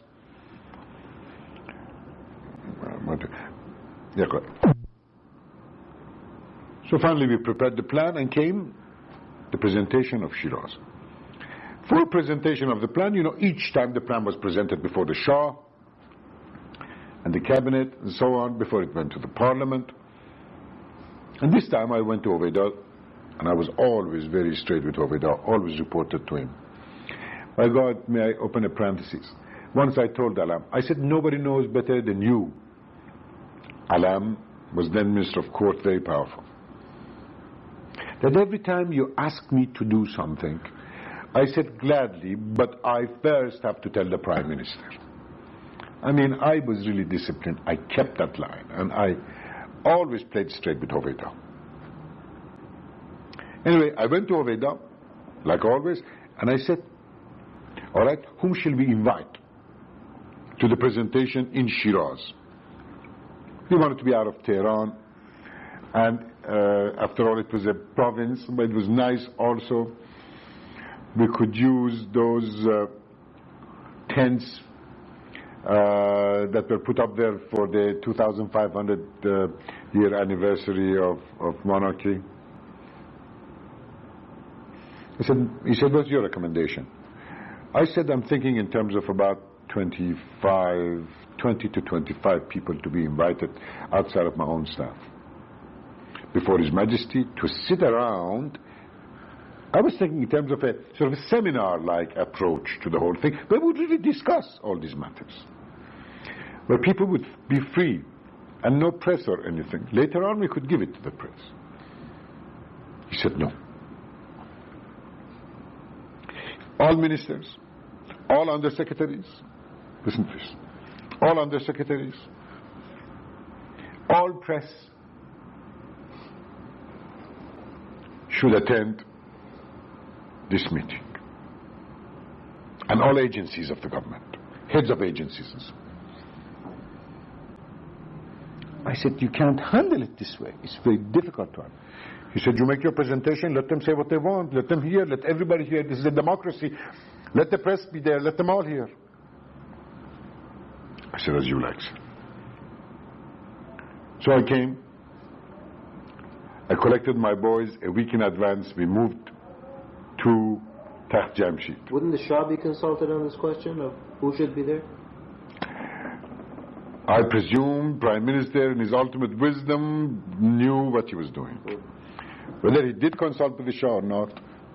But the Shah, he probably sensed that the Shah liked a bigger show. Naturally. Or he may have discussed it with the Shah. But you didn't. I didn't. I had my instructions. I took my boys a week in advance, took them to Takht Jamshid. We set up an organization. And believe me, the flow of work even charts we had. 4, our preparation of presentation, that is, how to prepare, how to receive ministers, how to handle housing, the whole works, you know. But more important, I made my boys, we made the sitting arrangements, where I sat with my staff on one side, the whole of the government sat on the other side. I insisted that the Prime Minister should sit on our side, because after all, he was the head of the plan, you know, by law. And he was presenting the plan as the plan of the country. It wasn't me. He said, no, I sit with my government. The Shah sat in the middle. There are pictures, many pictures. We sat on this side as if we were opposing forces, not one and the same. Anyway, in that meeting, I had rehearsed my boys to perfection. It was just a simple thing, to perfection. Timing. I timed them. The tone of their language, their wording. It was just like clockworks. It took a week to do it, my dear. And we tried, just like a perfect show we were putting on. And God, the only trouble is that it did turn out to be a perfect show. For us, but not for the government. Every time the ministers, when we made presentations, it was very clear. There was no nonsense. The man would get up, make presentation of the sector. In a short time, waiting for questions to be asked, ready for details. But the overall presentation. I wrote a speech of 30 minutes for the Prime Minister, gave it to him, and he was the first speech. My own speech was 1.5 minutes. I still wanted him to play that role, and he did play that role from the other side. He gave all the concepts and the contours of the plan, to be sure. In my case, I just simply thanked the ministers and the people who had worked with me. And started presentation of the plan with my people who were ready for it. And when the ministers would ask questions, the ministers weren't prepared. The undersecretaries weren't prepared. They didn't know what the hell they were talking about. We could eat them alive. After all, this was our business, you know. Suddenly, the Shah would get irritated because these guys didn't know what the hell they were talking about. He was sitting there, comparing the two. He one day, second day, turned and suddenly said, look, before we get started, just like that. It's on tape, it's on videotape. He said, before we get started, looking at the ministers, like this, shaking his fingers at them. Talk, but don't talk nonsense. Just use these words in front of the press. The whole of the press was there. God, I have a picture of Hobeda. He looked white. Dr. Iqbal, after this meeting, got up and held me and kissed me. Why? I'll explain to you. And took me with him. Hobeda began to ignore me.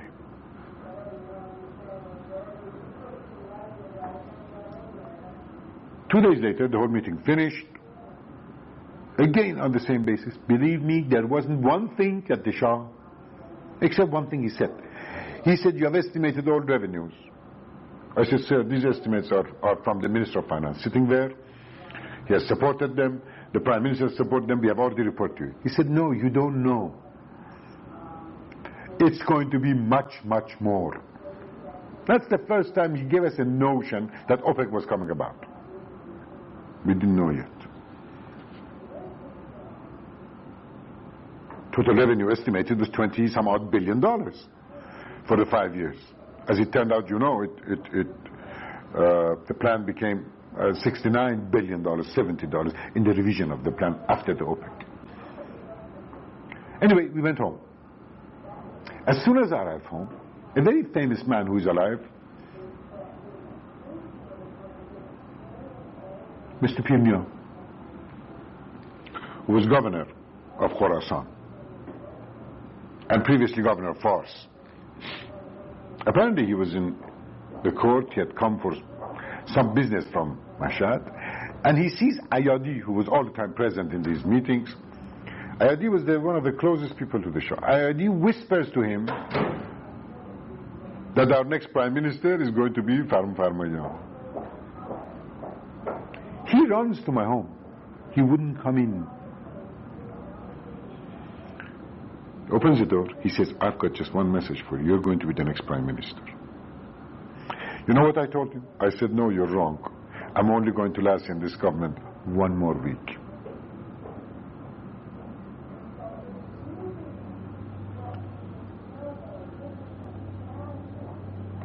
Dr. Iqbal kissing me.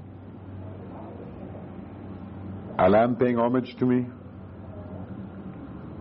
Ayadi, the doctor and closest person to the Shah, sending the message by a man of that caliber and that standing. Obviously, Hoveyda was running scared that my whole show was designed to compete with his government.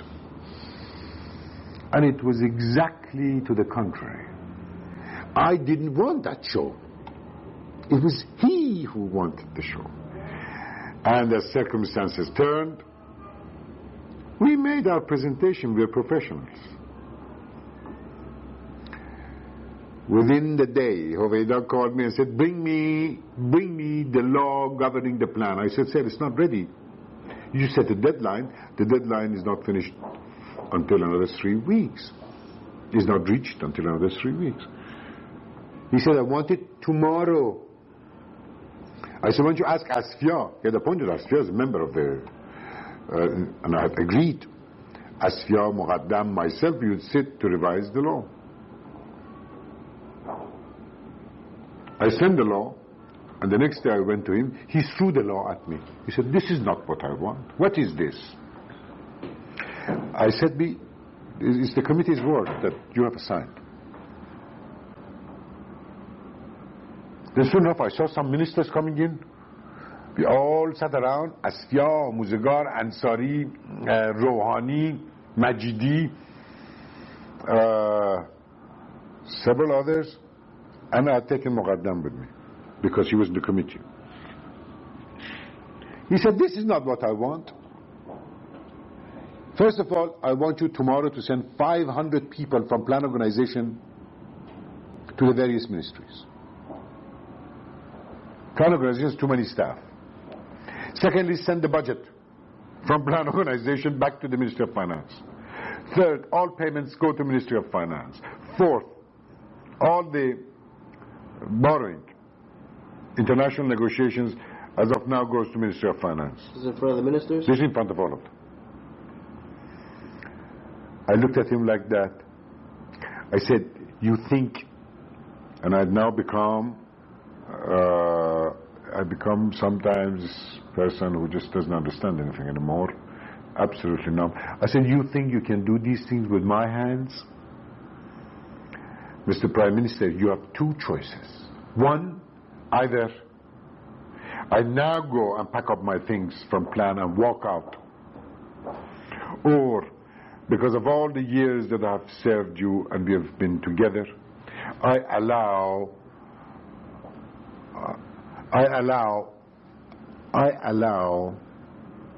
you a week or so before you can select somebody and put it in there.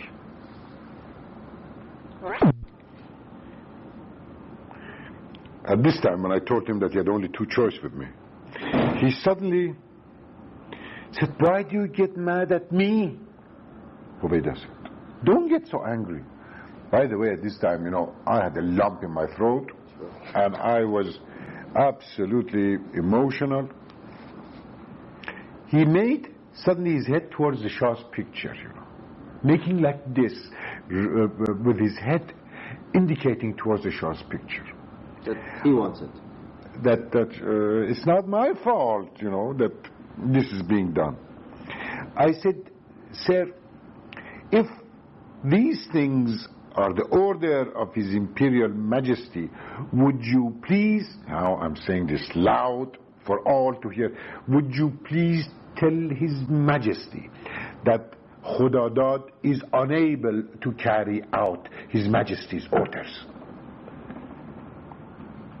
As soon as I said this, he was relieved. He said, "No, that is a different story. If you're unable to do it, that I fully understand. I mean, if I were in your place too, I would be unable to do that." So I left the room. I just got up and left the room. He sent after me. Oh, by the way, requested me, all right, go and stay in the plan organization then until I decide on somebody else. But while I was sitting in the plan organization, that was a very bitter, bad period.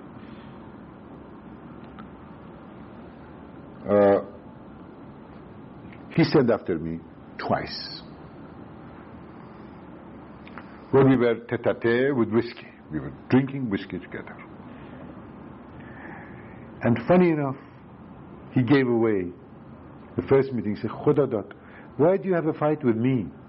I said, "I have a fight with you? I have no fight with you. What did I do?" I thought you would be proud of my presentation. He said, "Do you really think you are as powerful as Ardeshir Zahedi even? I removed him. Surely you have no illusions that you are even as powerful as Ardeshir Zahedi." I said, "I cannot understand what you're talking about. I have been loyal to you. I have worked with you. There has been never a situation where I did anything behind your back. At the cost of being unpopular with even Minister of Court, you check with him. I always reported to you everything that I felt should be reported to you. I have gone by your instructions. How is it that you think I'm a competitor with you?" He said, he would change the subject. He said, "You know how much I love you. You've been my friend. I trust you," and so on. "Why don't you stay on?" I said, "Look, it is broken. It cannot be helped anymore. It's finished." Second time again he urged me. He's preparing himself for the Shah, in my judgment.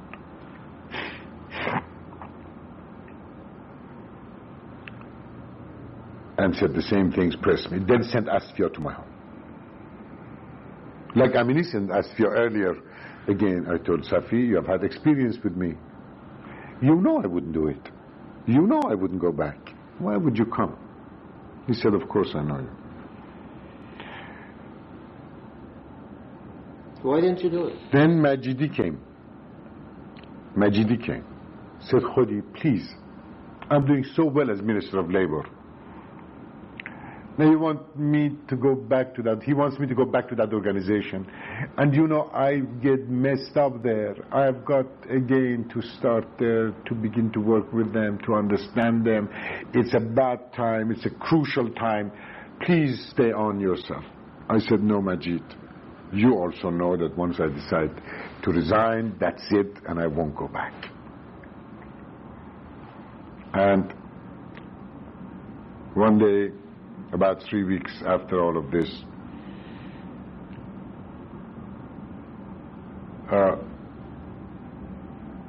he asked me, he told me Majidi will be, I'm going to bring Majidi next Wednesday or Thursday, I forget, to introduce him, and please be there.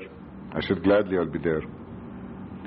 I had refused to go to the Shah during this period. That week I went to the Shah with a copy of the plan. I remember there I was telling him, "Sir, this is translated into English, being sent to Princeton, to Harvard, to all these areas." Copies that I cannot find now, you know, as odd enough, I don't know. Maybe after I left it wasn't sent, I don't know. And I simply discussed general matters. I refused to discuss with the Shah anything to do with my own person. At the end, we got up and he shook hands with me to say goodbye, and he was walking towards his private door to go out, and I was walking through the door that people came to visit him. I said aloud, I said, Your Majesty has decided, Your Majesty has allowed, اجازه فرمودند, has allowed me to leave the plan organization. He suddenly made a turnabout, came very close to me, stood straight in front of me, looking into my eyes. He said, But I'm told this is of your own choice and that you are pressing for it. I never said one word. Never said one word. I just bowed to him and backed out. Slowly backed out of the room, and he looked totally perplexed in my judgment, as I remember him, and he simply walked out, and I walked out of the room. And that was the end of the story of plan organization. Majidi was brought there. I stood by Majidi. I praised him as our earlier colleague, as a friend, that you people in the plan should be very happy to have a man like Majidi, because he is a plan man, and that indicates how His Majesty and the Prime Minister have deep interest in the plan organization, and the appointment is indicative of that great interest in the plan organization. Went to my home. From there, the next day, when I introduced myself to Central Bank, because I was still an employee of Central Bank, requested leave of absence from Central Bank, and they gave me the title of advisor to Central Bank on a leave of absence. And then I went to England just to be away from the situation. Shortly after, the business of thing came up, and Matey came to England. Business of becoming the head of Iran Investment Bank in London. Matey came to England, and we talked to the various foreign banks, Midland, Bank of America, and so on, who were interested to join Iran to establish this investment bank, and I was supposed to become the head of that bank. But on the basis of my discussions, I found that they will only give me authority to sign for $250,000. And I said I want authority for $100 million. You only look at my balance sheet at the end of the year and make a decision if you want me or you don't want me. But as long as I'm in charge, I want to make the decisions, and I don't want to have to phone you from San Francisco to Bank of Tokyo in Tokyo every time I want to make a decision. I'm perfectly willing to have an executive committee sitting here. I'll go and reason with them, but when I make presentation, I know how to prepare it and I know how to reason, but you're not going to limit me to $250,000. Secondly, I found out that my net salary, unless I play tricks with taxation and so on, would have been exactly £1,000. Exactly. Although they were paying me more, but the British taxation would have taken 75% of it. What would have been left would have amounted about to £1,300 a month, to be exact. And that was nowhere enough to pay for my living expenses. By the way, the week before I left the plan organization, this story I want to be recorded. My brother, who is now in jail, Ali Naghi, who was the head of the plan bank, had come to me the week before that, simply calling to my attention that my overdraft with the plan bank, this is where our salary was deposited, and therefore we had the right to overdraft, had exceeded, had reached a certain very high limit, which was at that time 260,000 to 1. I had used the money to complete my house. I needed the money to complete, because I had done all the borrowing I could, so I used the overdraft. And it added up. I said, will you please Write me a formal letter, because you're the head of the bank, you must tell me this. He refused to write a letter. That week I called Cyrus, my other brother. I put the problem to him, didn't tell him that I'm leaving the plan organization, I kept it secret. I said to Cyrus, look, I owe this money, and it must be paid. It's too much responsibility for our brother there, and it is improper for me to have such an overdraft. You go ahead and bring me a check. He said, how many days do I have? I said 2 or 3 days, or a week, something like that.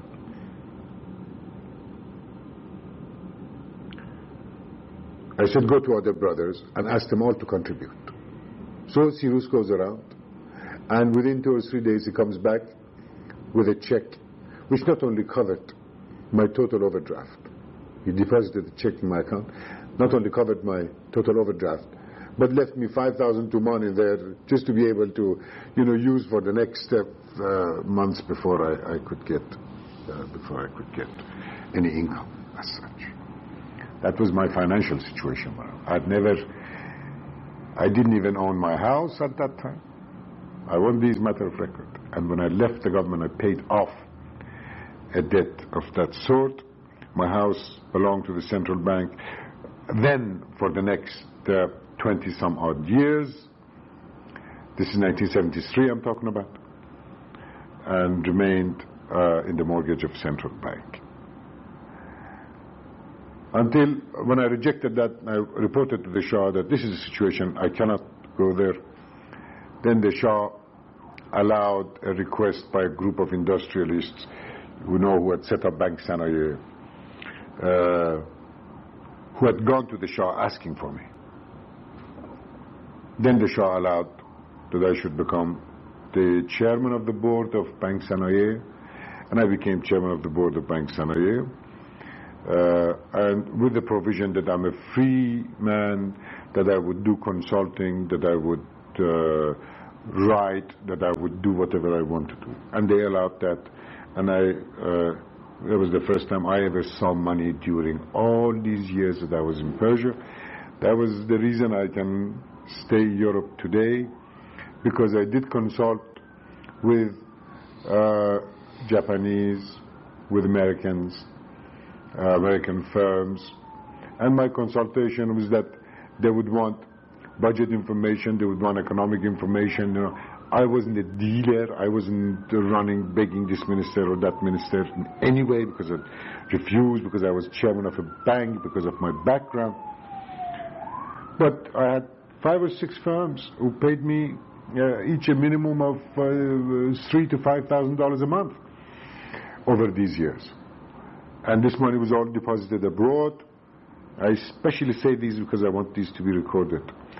Abroad, and this is the money that was collected, and this is the money on which I live today. Never I transferred any of my money or wealth from Iran, except as I traveled and bought it $1,500 of traveler's checks or $2,000 of traveler's checks, or except when I was in government and took missions and the government paid, and the records of these are all very clear.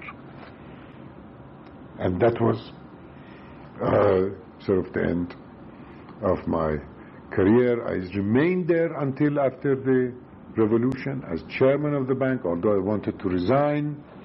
When that list came out, and Khayyami begged me not to resign. He said, these are bad times. Which list is it? Do you remember the list that some characters are signed for people who had transferred funds abroad? I then went to the public prosecutor. I said, I'm here. I want you to interview me, and I'm willing to answer any question to be cleared. And he did clear me. And in fact, on the radio, when they announced the result of their investigations, my name was, of course, taken off that list. This is remained there until the revolution, thinking that I can stay there because I've done nothing, so to speak, thinking that I was a member of the government for some time. I was taken to jail twice. I was under house arrest for 4 months or so. And then finally, when the American embassy was taken over, I was informed that they had found out I was chairman of Iran-American Society, and they had found an article I had written with my picture on it in the archives of the American embassy. So I was advised by the very people who were either pro-Khomeini or Fada'is or Mujahid, advised to run away. And I did run away. This is my story.